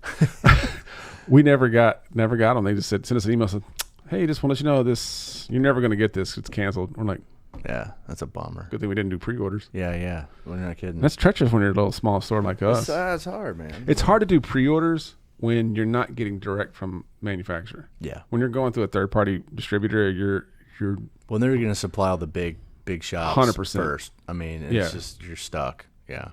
so that's a struggle that Joey and I deal with is we've learned when it comes to the action figure line is that action figures don't have a lot of margin. You have to sell a ton of them. They're expensive to buy, so it's kind of hard to get a ton of them unless you're just rolling in money. Or you're, like you said, you get them direct from distributor or manufacturers, and then your margins are bigger, but you're still having to like work your tail off to do pre-orders and get them out to people. And what we really love is when people bring in those collections. Yeah. You I know? can imagine that's the best way to do it. And oftentimes here's the thing about action figures as opposed to comic books or even Funko Pops. comic books and Funko Pops have resources where you can really just kind of look them up and see what the market value kind of is. Action figures, you got to go to eBay, and you kind of got to do some research. So it's all pretty subjective. It can be skewed for sure. For sure. So it's like, how much are you willing to pay for that? You know, and you make arguments based on, is it mint and card? What's the blister pack look like? What's the edges look like? You know, like this Hordak. You know, it's like somebody's may want this, but we had to tape because it's ripped when we got it. You know, it's like it's like, well, it's still a good toy. It's been a little bit. I mean, yeah. So it's like it's an opener. It's an opener. And there's nothing wrong with that. And that's what's so wild and bonk. And I'm pretty intense with it. So like I'm one of those real mint collectors. Oh my gosh! Like if I can get it unpunched mint. So we had a bunch of these that I didn't punch them. I laid them on the counter like this. Yeah. Because I thought somebody like you is going to walk in and say, "This is not punched. I want this. I gotta have it." You know, I'm that dude. I would have been that guy. And some of them do come like that. I mean, when we get these, they're not punched. But it's crazy, like especially like turtles. Like man, an unpunched 10 back OG 88 soft head. Like you're gonna be throwing down some money for one of those. Big time. You know, which is it's pretty fun. That's somebody that knew back then. Yeah, that's somebody that knew. You know, I had cousins that collected that Ghostbusters line. I remember they had them all. Yeah, it's awesome. They had characters that were just so weird. I was like, who is this guy? I know. And then they did the Ninja Turtles. Those were like the two. They were really, because they were they're about 6 years younger than me, so they were really, that was their and the Ghostbusters are tough because the Ghostbusters have the biggest cards. So there's so much area. Yeah, they're about like this, those cards up. I mean, they're huge. I mean, a Ghostbusters card. Yeah, it's about like a little the whole thicker card. than this, though. This is pretty. A little bit, yeah. Yeah. But I think that's one of they're hard to get really, really good, clean cards. I feel like. Yeah. But I've got some good ones. I've got. So that's been fun. I love it. So I've got one for you. Yeah. If I could go back or if I could find a collection of toys that I would like to own, one would be Silverhawks. Oh man, I love those. I had some of them when I was little. I didn't have them all because again, they were just kind of hard to snag. I always wanted the plane, the spaceship they had. But those are worth a lot now. Yeah. Oh my God. If you find one in the box. Yeah. Even out of the box, even the figures themselves are they're $75 or $80 out of the box. Yeah. Because they had if you can make them work and their wings will pop up and stuff like that. We had a couple. We had like Quicksilver, maybe the Copper Kid, and we had some of the random characters that went with it. But that's one collection line I would really like. Now, one toy line I would really like to. I've never seen these anywhere ever, but and I'm pretty sure they exist. And this isn't something I'm making up. Is the Bionic Six toy line? Oh, I don't know if I know that. Have you ever heard of Bionic Six? I don't think I have. All right, pull up Bionic Six. Yeah, I gotta see It's a cartoon, and very few people it only had like 1.5 seasons. Really? Okay. It was a show I used to watch after school when I was in about 4th or 5th grade. Yeah, there they are. Click that picture right there with the family. That's the figures. And then you can see the card off to the left over there. I don't remember. So this was a cartoon that was about this family that was they were like adopted kids. Yeah. And they had bionic powers, but they had to like punch this thing on their wrist to kind of activate them. Okay. And they would go on these adventures, and then they would awesome. fight the There's the cartoon right there. I love finding stuff that I didn't know about. And that's a toy line. What can you click on a carded one? Yeah, like just to see the card. Right, there's art? one right there. Oh, nice! Oh, that card art rules. Are they like GI Joe size? Or yeah, they're about 3 3/4 inch. But you remember? This kind of reminds me of what was that? Cops? Remember Cops? Oh God, yeah, I had and Cops. All those? Yeah. Oh yeah. Oh dude, the Cops. That kind of has that. It was about the same time time period. Yeah, it was about the same time period. Yeah. There was some good toy lines in that genre. Wasn't there a cowboy cowboy? There thing was too? Marshall Bravestar. Oh, Bravestar. Yeah. Bravestar was one of them. Yeah. Gosh, there's a few in there. That would be I think that was rules. the Space Cowboy one. Yeah. It was Bravestar. That was a big one. The 90s, man. Was late that 80s, 90s. Was that, yeah, that was like when I was in middle school. Yeah, that rules. That was a cool. Again, if you ever see something like that out there, man, that's something you should definitely start. Dude, I'm gonna have to look into that. I think if I could go back though to have everything original minty, it would be Motu. I mean, the packaging. Like I'm a big I've got. Does it exist? Like a He-Man mint card? It does, and that's like it's so like. Because those were hard to find anyway back in then. Oh yeah, so someone contacted me not too long ago, and they're like, "Hey, I've got an OG, original. What is it? Kind of like the Turtles were a 10-back. I think it was like an 8-back Motu, first wave or whatever. They wanted $8,500 for it, and apparently that's not even that bad of a deal. Really? Yeah. So they are crazy expensive. Like the real. Legit like minty because you can get some. Can you justify that at all? There's no way. No. I would no. What was your wife? No way. Hey, yeah. We were talking about going to to Hawaii, right? But yeah, on a better note, forget our Tokyo trip. I'm gonna buy this. I just bought this He-Man. Yeah. Oh, you'd be divorced so fast. I would be, and I would literally just kick myself. That's the stupidest thing in the world. Unless I had just stupid money, and I'd have. And there are people that do. There are plenty of people that do. Yeah, yeah. Just not sitting at this table. I'll drop some money on some figures every once in a while, but it's got to be the right one. I've got to really want it. It's got to fill in a gap in my collection, and it's got to be something that I would keep and just be stoked on. Have do you hit the cons when you can? I'd always try to. Yeah, and I've never been to San Diego Comic Con. I always wanted to. But I've been wanting to go to Power Con for years, which is the big He-Man one. That's the big He-Man one in Anaheim, and it's moving to Columbus, Ohio next year. Oh, really? So I'm going because you got to go. That's a quick flight. That's that's doable. Yeah, you could drive that. No, 6 hours away. Yeah, it's not. So I mean, it's totally drive. doable. So I'm gonna do Power Con this year, 100%. That's cool. So that'll be fun. I love going to cons. I love walking around, just seeing everybody, talking to people, like-minded people. Right. It's just fun. I don't know. And then the Instagram world's been fun too because I'll see people that I follow or that follow me, and we'll talk and we'll trade cards or pins or whatever we got, and it's fun. I don't know. Man, it's a good time. I tell you. So Joey and I, we started this comic shop because Joey and I were comic guys, from when we were kids. We both had toys as kids, but I got out of comic books, I guess right after when I started high school because I was playing sports and whatnot. Yeah. But right before I graduated high school, I got back into comic books for about 3 years into college. And I think I only kind of stopped collecting because, I was going to school in Eastern Kentucky. There was no stores around there. There was one in Bowling Green, and I had pulls, but I would go back, every so often, or I had my mom go buy them, and it was getting me like, $45 a week in the 90s. That was a lot of money, man. Yeah. And it's all books, too. Man, I was pulling every Batman title they had, and back then there were like 10. And within 6 months, Kennard relaunched Power of the Force 2 figures, and I was like, I'm getting them. Next thing I know, I was collecting I collected Star Wars figures for a decade. Yeah. That was me too. So that's probably, I'd say, out of everything, that's what I have the most of. Star Wars. Yeah, I just put some back on the wall up there. Oh, that's awesome. I love Power of the Force because I that's how I started this business with that collection, and we've sold through 2/3 of it. That's awesome. Like $5 a pop because they're not worth anything. They're not really worth anything, but there's a couple. Them. There's a couple. Actually, the ones that are worth the most. Droids.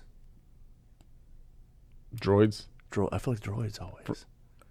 No. Some droids are. No. The Star Wars line I think that's worth the most is Clone Wars. Is one of them, and it's those figures that came out in like right after Episode 3. Was it okay? In the mid to late 2000s because they didn't make a lot of them. People were burnt out with it. Yeah, they were pretty much after watching the prequels. Star Wars fans were like, I'm done with Star Wars. Yeah, I know. People were jumping on, Harry Potter and, about that time Iron Man came out. It was like they were just like, I'm kind of done with this. And the kids were into them. Yeah. And so if you can find those Star Wars figures, a lot of those are pretty valuable as far as non, 70s and 80s figures outside of those. But there's those whole Power of the Force. There's a handful of them that are worth a lot, but not a lot. There was a Boba Fett that came out that had Boba Fett had a circle in his hand, but there was one that had like a half circles. Oh, okay. So the variants. The variants. Yeah, so yeah. I was The out hunting chase. those. Yeah, I was out. Yeah. I don't think those were intentional though. Yeah. I love that though. The chase stuff, the variant stuff. So I did have a Luke. There was the Lukes that would come initially when Luke came out, and this was all variations of Luke, whether it was in his X-Wing gear or his Tatooine outfit, whatever. He had a really long lightsaber. Yeah, long that saber, wasn't- short saber There was variants. there was a long saber, short saber. There was a short saber with a long tray. I love it. And it was like I remember like Just I rattling used to it in go there. to Sir Steve's Guide to the Universe when I first got the interesting. internet. That was like one of the main sites I went to, and like I'm pretty sure that was Steve Sansweet, who's like the biggest Star Wars collector ever. Rancho Obi-Wan, right? Yeah, that guy. Yeah, and I'm pretty sure that was his. I'm guessing. If not, I'm whatever. That's awesome though. It was Either still. way. It was like this is my internet. This is back when you had to click hyperlinks and maybe a picture would pop up. Yeah. Someone just created a blog post. That's with pretty all much this what it stuff. was, and like, but I that's how I kept up with what waves were coming up. So there was like, rolling into the 2000s, man, I was like, I knew how to find Star Wars figures. I knew where to find them. Like I was like on top of it. But man, after it was Star Wars Celebration 3. So it was right before Episode 3 came out. I went to the Star Wars Celebration 3 in Indianapolis. And I went by myself because I didn't have anybody else to go nerd with me. Yeah. So I just went. And like I remember I wanted to get that like con exclusive Darth Vader they had. And the first day, I got there like a dummy. I got there on time and like the line was, all the way to Louisville. Yeah. And once I got in, like the line to that store was still outside the building, just to the store, not the con itself, but just to the store. And I said, I'm not standing in this line. And I literally watched guys that were in front of me come out of that store at like 8:00 at night. That's how long they were in that line. And Was I it thought, worth it? What's that worth now? not much. Not much. Yeah. You made the no, right decision. hold on. That's not the worst part. Oh, so I man. decided, I was like, all right, I'm going to camp out overnight and get in there first for the next day. Oh, I was like, I'm going to just do this. classic. I was like, I'm going to just do this. And I was hanging out with some guys. And I'm not kidding, man. About 11:45 at night, it came a monsoon. Oh, and this is That's awesome. this is in early May, maybe late April of, in Indianapolis. So it was Freezing, cold. rainy. That sounds. Unfortunately, I had a friend or two that lived in Indianapolis, and I called this girl. I said, "Can you please come pick me up?" She said, "Yeah." And I was soaked. Trying to from- explain that one. One of my Darth Vader. Oh, she got it. She knew I was a love dork. And I was just like, and I got sick after that. I was like, oh my God, it was awful. And I thought, and I tried that whole convention. I asked myself on the way home, I was like, what in the hell am I doing with these things? Yeah. And I was like, I stopped collecting them Really? right there. And I stopped collecting everything. When New 52 launched with, new titles and stuff. I remember going into a comic shop in LA and was like picking up Batman #1 going, no. Yeah. And walked out. And then that book was worth like $75, $100 forever. Yeah. Now you can get it for like 30. But it was just like I didn't want to be going collecting. And I only got back into collecting things in like 2016 when Oh, so pretty recently. I just started my video production business. And I thought, man, I really want to be good at storytelling. And so I thought to myself, when was I felt like the most creative? And and Joey knows this, and not a lot of people do, but I used to really draw a lot when I was a kid. Like I could draw comic characters, and I could freehand cartoon characters, and that was my thing, was drawing. Yeah. But I got out of it, and when you get out of it, Yeah. it's like anything, Lose you it. lose the skill. And but I thought, man, when I was into comic books, I was really into. I felt like I could tell the story, so I said, I'm just gonna go get comic books. I was really curious, like what was going on with Batman. So I just jumped back into buying comic books. Next thing I was like dropping like, 150 bones a week on books. And I was like, here I go. And then the next thing I know was, what are these things? Here comes Yeah. Funko Pops. And I started And getting now you have a Funko whole Pops. store. And then every once in a while I see a figure I like. I was like, all right. Next thing I know, I was like, phew. Yeah. And literally I filled up a garage full of stuff. And I was Yeah. like, and when COVID hit, I was like, I called Joe. I said, we got to get rid of this stuff. And so let's start a comic store. I said, okay. So awesome. what do you do in the middle of a pandemic? You start a small business. Yeah. Dude, I hear that, man. We're like, whatever. What wild times. But Well, it's the time to do it. I mean, I think too, like the pandemic really sparked a whole new collection craze. now, though. when did you start Toy Tourney? Because it's like an Instagram sort of a. It's kind of it's like a giant, almost visual representation of my collection. Honestly, like everything in there is usually stuff in my collection, stuff I sell too. But you sort of made a little side hustle out of it. Yeah, I started as a side. I mean, it was started showing off my collection. Then I side hustle, would sell stuff, trade, a lot of trades with collectors. But really? It's become it's become like a fun thing. And now with I think people use you as a resource now. dude, Am I think right? so, which is cool. And I've kind of been. What's been fun about it is certain brands and stuff that I like to promote or do. Like I've been lucky enough to like hook up with like Chalk Line, and they'll send me like a bunch of jackets or something. And Oh, really? I'll post about it, and I can tag them in it, and Yeah, they you get got like 10,000 followers. yeah, bro. which is crazy. I'm 'cause just it like, started whoa. for fun. Like there was no intention of doing this thing that's like a. It's 'cause not I'm not like intentional. I'm not like I'm going to be an influencer. And, No, that's not like, your dude, jam. That's not my jam. It's obviously it's not my what I do every day. But it's been so much fun, and like the community on there on Instagram, the toy community, and now like I'm selling on Whatnot, which has been super fun because that was a whole weird subgenre, like cool group of people buying and I don't know, man. It's been fun, and I've been able to get rid of stuff out of my collection that's really good stuff, but kind of feeding like other people's collections, stuff I don't collect anymore, like Star Wars. Well, I think one thing I've learned with whether it's comics or toys or whatever is like here in Spring Hill, like certain things sell.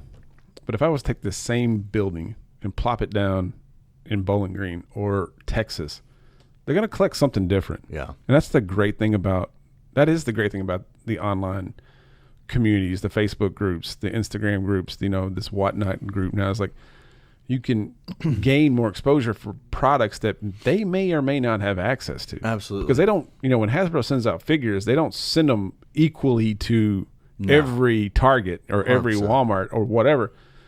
And it or can even be a real us. mission to find stuff. I mean, for people. Like It you're is. saying. I mean, they don't get them at all or whatever. And I think that's one thing great about being a collector is like, when you're traveling through Columbus, Ohio, or you're going to Atlanta, or you're, out in LA, whatever, or you're overseas, first thing you're going to do is find the first nerd shop and go, Absolutely. what they got? That's my first thing I do What when they I got? travel with my wife. She knows. She's like, all right, what spots? When we I went to hitting?" China, I went into this little weird store. It was just a weird store. It had these little weird bears. And it was a Medicom store. And I was like, I bought this Medicom Darth Vader. I just bought it. It was like, I don't know, $8. It was totally. But you come back here and try to buy that, Yeah. even wholesale, like it's pricey. Yeah. Those are expensive toys. That's cool. I was like, I didn't know what it was. I was like, okay, I just thought it was cool. I would bring home this bear from China. But it was like one of those little Medicom Darth Vader. You know what I'm talking about? Yeah, I think so. Pull that up. You know what I'm talking about? Medicom, Nick. It's there's like a whole line of these things, and with the D, MEDICOM. No, MEDI. There it is. Click it. Right there, these little bears. Oh, yeah, man. You've probably seen them around. Yeah. But they have, like- bear blocks or do they call it something else too, right? I don't think so. I think. Oh, okay. I don't. Maybe. No, I've totally seen these. But Yeah, this was those are like artisan. This was like 8 years ago. Well, yeah, well now they're like thousands of dollars, I think, right? I mean, for the big ones, like the thousand. Some of them are pretty expensive whatever. because some of you can only get from Yeah. overseas. Yeah. No, those are cool. Like I got something that looks like that down there. See that stormtrooper and the Darth Vader there? Oh, it nice. looks like Is it a big one? it's about like that. Oh, that's really cool. Yeah. Yeah, those are super fun. I didn't know what it was, but my point is like with that's with what's this, cool. But that's what's cool about Yeah. this business, and I think we've got a lot of comic collectors in here, and a lot of the conversation that goes on in here is comic collecting. Yeah. I love comics too, but And the Funkos are it's pretty outside big. of me. I have to say our third thing here is figures, and that's mostly because I push it. Mm-hmm. And I know there's a market out there, and we haven't established ourselves as a action figure resource yet because and this is something Nick always says, is that once we get on the shelf, people already got it. And they're like, oh, It does happen. And then we really need to charge $5 more than Target does, but people don't want to pay $5 more. Yeah. So it's like, to be competitive, you got to, and we don't make any money. So it's like, but we have the Black Series figures that everybody's looking for. You know, we got some Cad Banes coming in this week. Nice. You know, and I think that's going to be a hot item, you know. When we first got Ahsoka, now we've got a couple of them sitting on the shelf because people already got them, you know. The Mando still tough. That can be Mando tough. still sell pretty good with Well, and with the Boba Fett show coming out again, all that stuff really spikes. I have noticed it out of sight, out of mind. Like Exactly we have some Diamond Select Wandas, Scarlet Witches, and they're just sitting back. Two of them are kind of beat up when they got here, but I think they're a little pricey. One and two, the box is so big. There's a market for them out there. I just don't think we've tapped it. But the Legends. no, it's Diamond Select. Oh, Diamond Select. Okay, They're like big boxes, but the figure's probably no bigger than that. Yeah, It's just got a big box for something because you can put a lot of. It's got a lot of more accessories. articulate or something. Yeah, Well, more, I think you can change the face and the hands and like the costume a little bit. yeah, But some of those are dope though. some of them are. We had a Yeah. John Wick one. We sold it though. Yeah, those are cool. I I've don't know got why the Diamond Select Ghostbusters line of the real Ghostbusters, so the cartoon style figures. Did you but get any in of the new Diamond ones, Select. Ghostbusters? You know, I did, but I sold them all and whatnot. I got, Oh, really? I actually got cases of them just to sell for the whatnot kind of Ghostbusters. Where did you get theme. a case from? You got a hookup? Entertainment Earth. Oh, you just went. Yeah, You got an I have an account? account. Yeah. Oh, really? Yeah, I'm so with them and Funko and a few others, but I don't buy You got a a lot, Funko though. account? I do. Yeah. How the I know, Joey? This guy's got a Funko account. We can't even get a Funko account. dude. How'd you not get canceled? I don't know. Well, honestly, they may have now because honestly, I so for a retail space for Twine downtown Franklin, I would buy several cases. We used to do theme stuff, a lot of holiday, so I'd always have pops in there. Oh, okay. Holiday like Christmas ones or Halloween, or it was really always themed. And then on top of that, for my own purpose, because I had the account, I would get all my Marvel Legends or Star Wars or whatever. I see what you were all doing. my cases for my collection. They've actually really clamped down on that. So I don't doubt it because I haven't, to be honest, I haven't ordered from Funko Direct in probably a year to 2 years. So Because I kind of stopped collecting about the time Pops. we really kind of got to where we could get an account, they announced that any store that doesn't buy more than $25,000 in a year, they just cancel them. When I don't doubt, because a lot of people, what I noticed, And you had to go through either Diamond or Entertainment Earth to get Funkos. really, Now we got another hookup, well, that's good. but it's still a third party distributor, and we're still getting. yeah. It's a good one. Don't get me wrong, it's great, but it's like we still have to go through somebody else to get our figures. Well, and I know a lot of people were buying the cases and then flipping the chase for triple to pay for the case and then selling the other. You know, it was a whole like. We deal talked to there when we for were a at minute. Fleeland. Some lady came in and she said, "Yeah, I work for this guy. We sell Funkos." And like, he had a warehouse in Alabama and literally was doing what you're saying, Yeah, buying cases, and he was flipping all the chases. and he was just sitting on tons of these commons. You know, and it's like, Exactly. and Because you could sell one chase when they were really peaking certain characters, and it would pay for 1 to 2 cases. well, depending on what it was. we don't get me wrong. We get is crazy. if we get a chase in, we're gonna Well, yeah, I mean, you gotta make- pump the juice a little bit. gotta on make money those. on something. You got to. And that could Could pay cover for the your costs. case if you're lucky. Absolutely. Now we did get some Samurai Jack bundles Oh, nice. with a chase, Yeah. and we've got like 6 of them, and like, but we're selling those. Pretty much all of them you can get for retail price. It's like that chase alone is worth almost what we're charging Yeah. for the bundle. Maybe we're just not advertising it well enough, but we've got 6 of them. Like I want to get rid of them. You know, I they're love back Samurai there. Jack. That was a good show. Throwback. I was going to ask you the question. So you started Toy Train just having fun, and it just kind of blew up from there. Yeah, it just was. I can't believe you had this stuff in your lobby. Oh, at Twine. oh well, yeah. Well, so in our retail in downtown Franklin, we had I would throw little things here and there, like not a whole lot of action figures. I did a few. Oh, you had a retail just space down mainly- there? Yeah, like in the square in downtown Franklin, we've got a retail. That Oh, we is it sell. still there? Yeah. We sell T-shirts. Like it's a lot of Tennessee centric stuff. Gotcha. A lot of tourist kind of oriented TriStar designs. Nashville, Franklin. Gotcha. TriStar Like that mugs. 615 stuff. Yeah, stuff like that. So it's basically a I giant see a lot of those billboard. shops in Cool Springs. At the Yeah, mall. I mean it's kind of like that. It's like a billboard Some for cool Twine. hats. Yeah, a lot of hats, a lot of leather patches. I like how your head things thinks like when that. when you're thinking about how do I sell more stuff? Yeah. You know, and as a business owner, I'm really curious, like, how does that work with you, man? Like, you see something like, all right, this is a creative way to sell our stuff without selling our stuff. Yeah. Well, when we were lucky enough to get that space, to us, it was like, okay, here's a great visual representation of what we can do custom for our clients. So everything in this store, we design, we print, we manufacture, and it's exactly the kind of stuff we can do for you and your business. So it's like a giant visual portfolio of what we do custom for our local clients or anyone. Plus, we're selling fun, touristy merch to people that are coming into Franklin because it's such a historic, fun, cool, touristy place. Sure. You know, so it was kind of like the best of both worlds. And we're super entrenched with, like, you know, the local, you know, community, the Downtown Franklin Association, and all this other stuff. So, like, I sit on 3 different boards, believe it or not, in Downtown Franklin. Really? Yeah, I'm on the Heritage Foundation board. I'm on the DFA board. I'm on the Unite Williamson board. I'm on the Heritage the mayor. They're the ones that put on the festivals, right? Yeah. Yeah, they do all the festivals in downtown Franklin, Yeah. which had Dickens, which was cool. We had a heck of a weekend. I'd love to have seen that, but we were up in Mayfield. Unfortunately, up in Mayfield. Yeah. Man, now I'm starting to get a little bit better picture of when you say, "Hey, man, let's collaborate." You know, I'm like, okay, you know, and I'm sitting here trying to say, "Let's do this," and I'm like, wait a minute, I should just listen. This guy knows what he's talking about. I don't know about that, but I get it. I think there's because, you know, we've always wanted to have, people always want stuff to just wear, you know, and it'd be cool if we had a license to just, like, let's put out some Marvel, like, for sure. Now, there's a lot of artists out there that could really, I'd love to see, pull up some of those pictures that he showed us. You showed me some artwork.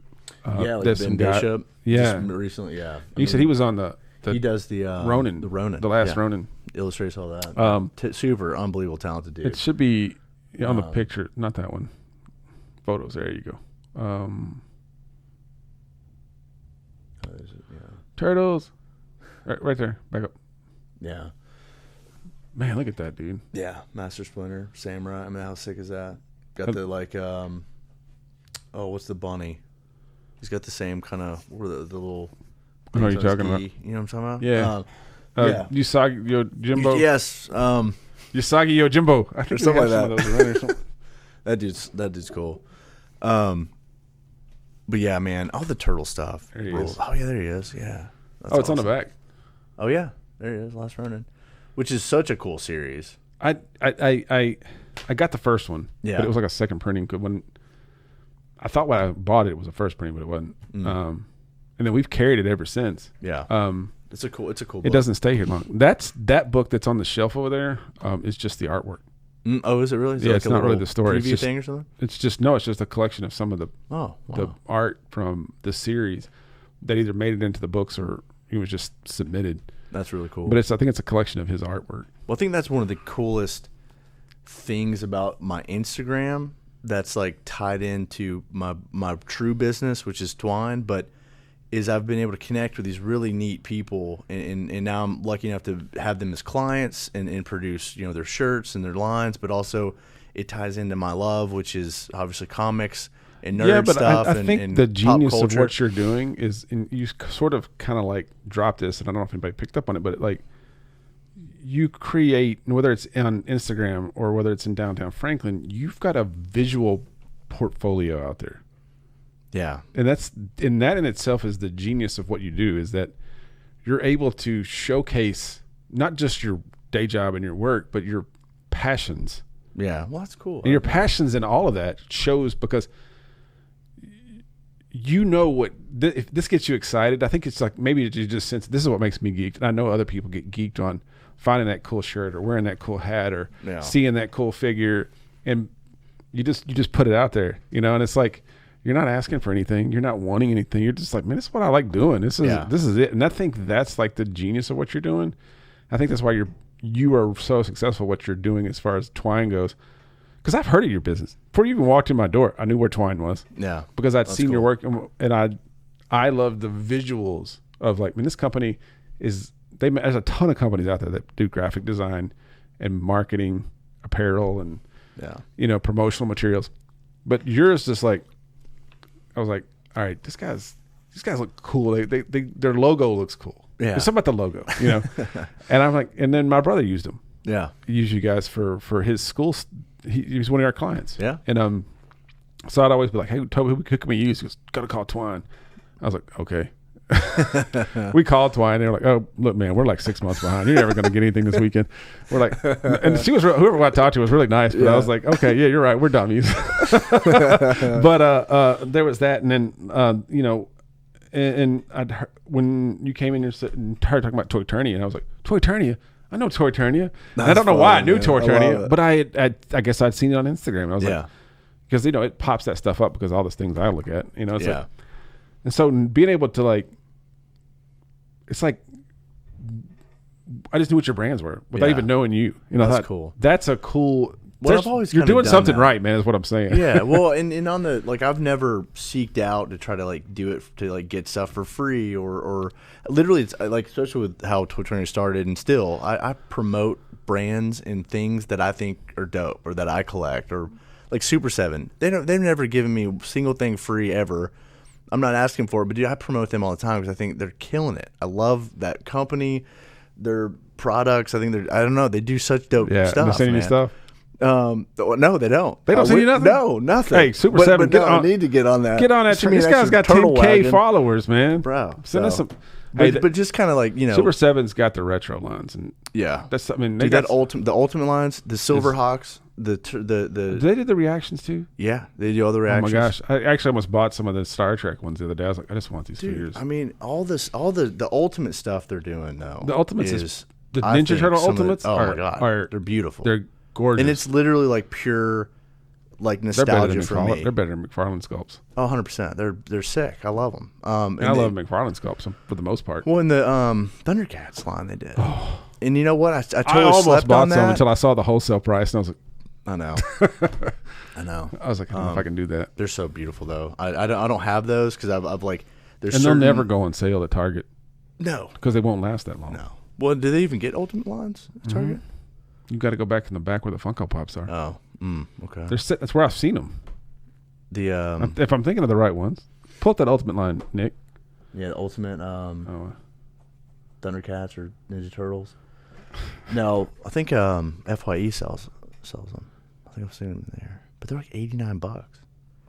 So you can pre-order them for like what, $40 or something like that. So those are the NECA. No, so we get Super 7. Oh yeah, not NECA, Super 7. Super 7 Ultimate. But the packaging, they basically just took the original, like OG. They have them. They'll have those at Target because there's like 2-packs. Oh, no kidding. You have to go back there where the Funko Pops are. There's a bunch of them back there. Huh. There's like Rocksteady and Bebop, and like they're in a 2-pack and the Lizard dude, Lizard Man or whatever it was. Leatherhead. Not. Yeah. Not to barge in, but I think you're thinking of the NECA figures. They have those 2-packs. At Target, yeah, you're thinking of the cartoon style NECA ones. Okay, which are still dope. I collected those too, but these are the Ultimate line from Super 7. Where have I seen these at then? Because I have seen these figures. Maybe I saw them trying to order them, and I was like, I can't have. That's what it was. But they're unbelievable, man. I mean, the detail and the extras, and click on one of those. They click on. So they do. They always come with the like updated weapons. Nick, they don't carry those at Target. Packs. Am I going crazy? No, sir, they do not. Or you would have bought them, huh? Yes, sir. Yep, these are beautiful figures. But that's the thing. You haven't ordered any? Oh, I have all of them. Yeah. Oh, you got you. Yeah. Yeah. Which is now that I know you got an account, but like, hey man, what do you want to get? Let's get some. Well, dude, I have an account with Super 7. What? Yeah, but straight from Super 7. I've bought reaction figure waves like cases, but dude, the Ultimate lines, for you to order a case of them, it's insane. Oh, I know. It's $6 per figure, maybe. I mean, it's like. It's a lot of money. It's like $500. So like $500-$600. Oh, dude, I think so. So like that's the wholesale price. It's a wholesale price. So I just buy one figure, pre-order per wave, or actually I buy the whole wave when it comes out. I'll pre-order the whole wave, So just one of every figure. I don't get duplicates of them. I get one of every figure. Wow. Just for my collection, because they're so dope. So, but look at that surfing mic, dude. I mean, look at all the accessories. They literally just took the '90s figure, made it 6-inch, made all the accessories. I mean, how dope is that? They're beautiful too. Like I mean, they're. We'll they're get awesome. one of those because somebody will bring it They're in worth because they got to getting. pay the rent. But you know, That's right. Yeah, if you can get them, I would get them. I would. Yeah, they're super cool though. The Ninja Turtles are they're so fun, and I had no idea how many variants within the turtle line there is. So like Ray Fillet, for instance, the Manta Ray guy. Do you remember him? barely. Ray Fillet. So And this is the original line? This is the original line. This is like second wave, I think, or maybe third wave. But this is like 90, probably 91, 92, maybe something like that. But so he color changed, right? Yeah. So, but there are, I think, 4 or 5 different ways that his chest colorway is like in the figure, right? So, there's people, I don't know all this. Like this is like new, but like there's crazy stuff like Rat King. There's yellow painted rats on him or gold painted rats. That's all just mistakes. And people, at the it factory. is. But see, those variants are where people my pay God. stupid money And for it's it. stupid too. It's dumb. It's just like crazy. It's the same toy. I know. Same thing. Same mold. Same whatever. But that's what makes it kind of fun though too. It though. is. Speaking of which, I saw this the other day, and I saw you post this too. And I had to, when I was like, all right, when I see him, I'm going to ask him what the heck this is. I was like, I've seen something like this, and I don't know if this is just a mess up, but what in the world? Oh my God! Did you buy? Did someone get I that? think this is the at exact Walmart? same figure That you- is the exact. And I've seen that and at I our bought Walmart it. 4 or 5 times. And I bought it because I was like, I got to ask him, why is he dressed like it's like he's, Dude, it looks so, like a, so this is poor man's Aquaman. Where's the camera? Where's It's all right of them, here. Just point it that So way. this is the best representation of a fig swap, is what they call it, a fig swap. So they've literally repackaged this. They've bought a merman. They've bought a He-Man. They've just completely just. So wait, you know, somebody bought this. Yep, and- repackaged it. Yeah, you can dissolve the. Well, I glue. saw a Beastman like that too. Yeah, it's a whole thing, man. Repacks, and so it became really big with Marvel Legends because people were stealing the Build-A-Figures, or they'd put like an old Toy Biz Really? in the pack, repackage it, and honestly, this has come off the cardboard. When I first saw this, I literally had to look at it for like 10 minutes. Like, it was really well done. Somebody's got some skills, man. Well, I mean, But if this was a real factory like mess up, you're talking. This is an expensive figure. I mean, no, I was thinking that. and But Fig Swaps is like I thought it was because there's an Instagram. There's an Instagram called Fig Swap. Look here, this is like these No, guys. that's what happened. These Lords guys of had Power. a kid. No, that's exactly what happened. Look at this. They wanted the merman armor and head, and they just literally left this is totally the Lord of Power because the orange pants, and just literally stuck a He-Man head on him. Look, he's still got the pack of weapons. It's definitely a He-Man because it's got the Yeah. same comic book. Dude, isn't that crazy? But that's like a whole deal, which is so stupid that people are doing that. But the saddest thing I think is all these, What's the function? Just to get the pieces? just to get the pieces and not have to pay for the figure again. and then I they guess, or return something. it to Walmart to get their money back. Because Walmart will return anything. The worst is the And they don't freaking know. Pokemon cards. And they don't though, know. Bro. Have you What- seen the no, what? Bro, dude, Walmart. Our Walmart over here. I went. There's literally packs of Pokemon cards or those booster packs. Someone has literally just taken all the good stuff out. Cards everywhere. Dice. It's so sad. They just destroy and just steal everything that's worth anything and just leave it in the shelves. So these poor kids are like buying, like, I don't know. It's a mess, dude. Some Pokemon. Some Pokemon. punk kids brought us Crazy. some Pokemon cards the other day. They probably stole them from Walmart. They weren't. They were fake. They were. Oh, they were ended up fake being fake. cards? Well, some of Oh, the kids no. were like they were scanning them and putting them in the thing and putting these big. I was like, oh, that's cool. We got some cool cards. I didn't even look at them. Nobody looked at them. Yeah. How'd you know how do you figure out they're fake? We have a couple of customers that are pretty honest that walked in Oh. and said, "Hey, this is fake, right?" I'm like, well, so let me see that. And there's a way to tell. I'm not, Really? and So I don't know much I looked about it. at it, and you got to look at the size and look at the font and the color, and Wow.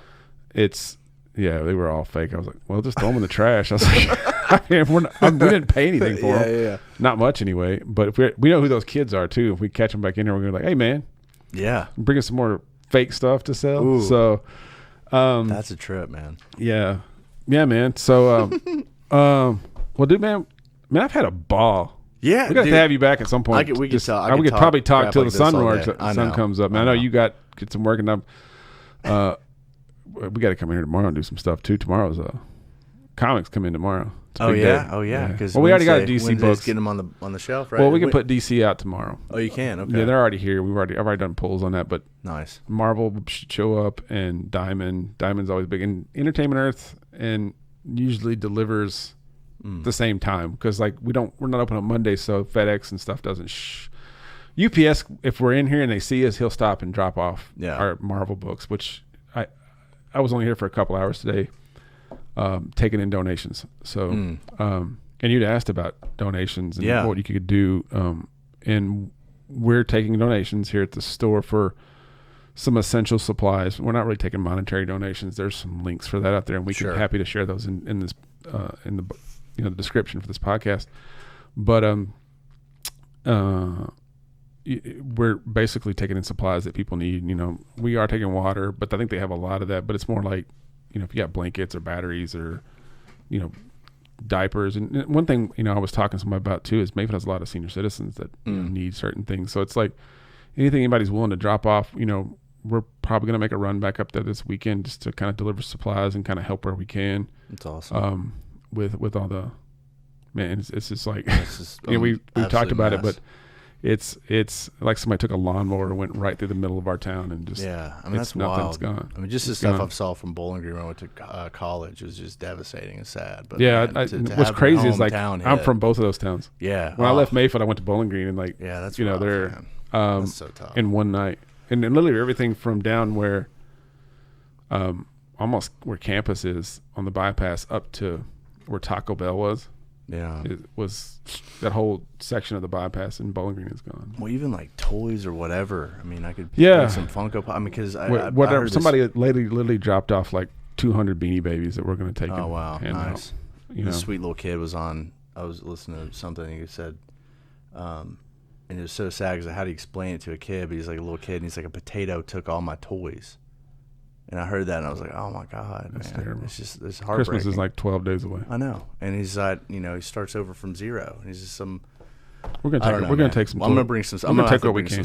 Bring us some stuff. We appreciate it, man, for sure. And y'all be sure to like and subscribe to this podcast, but be sure to follow Toy Turnia on Instagram. What else you got? Socials out there? You got a show honestly, or channel? I literally just do the Instagram and of course your Whatnot. Selling stuff on Whatnot. So if you're looking for an action, honestly, those who are watching this, if you're looking for an action figure hookup, definitely check out his Whatnot, because I tuned into his show before we did our first one, and he had some great figures on there, and he was just a Star Wars night, and I was like, there was some that I was like, I'm gonna buy this. I was like, and I said no, I can't do it.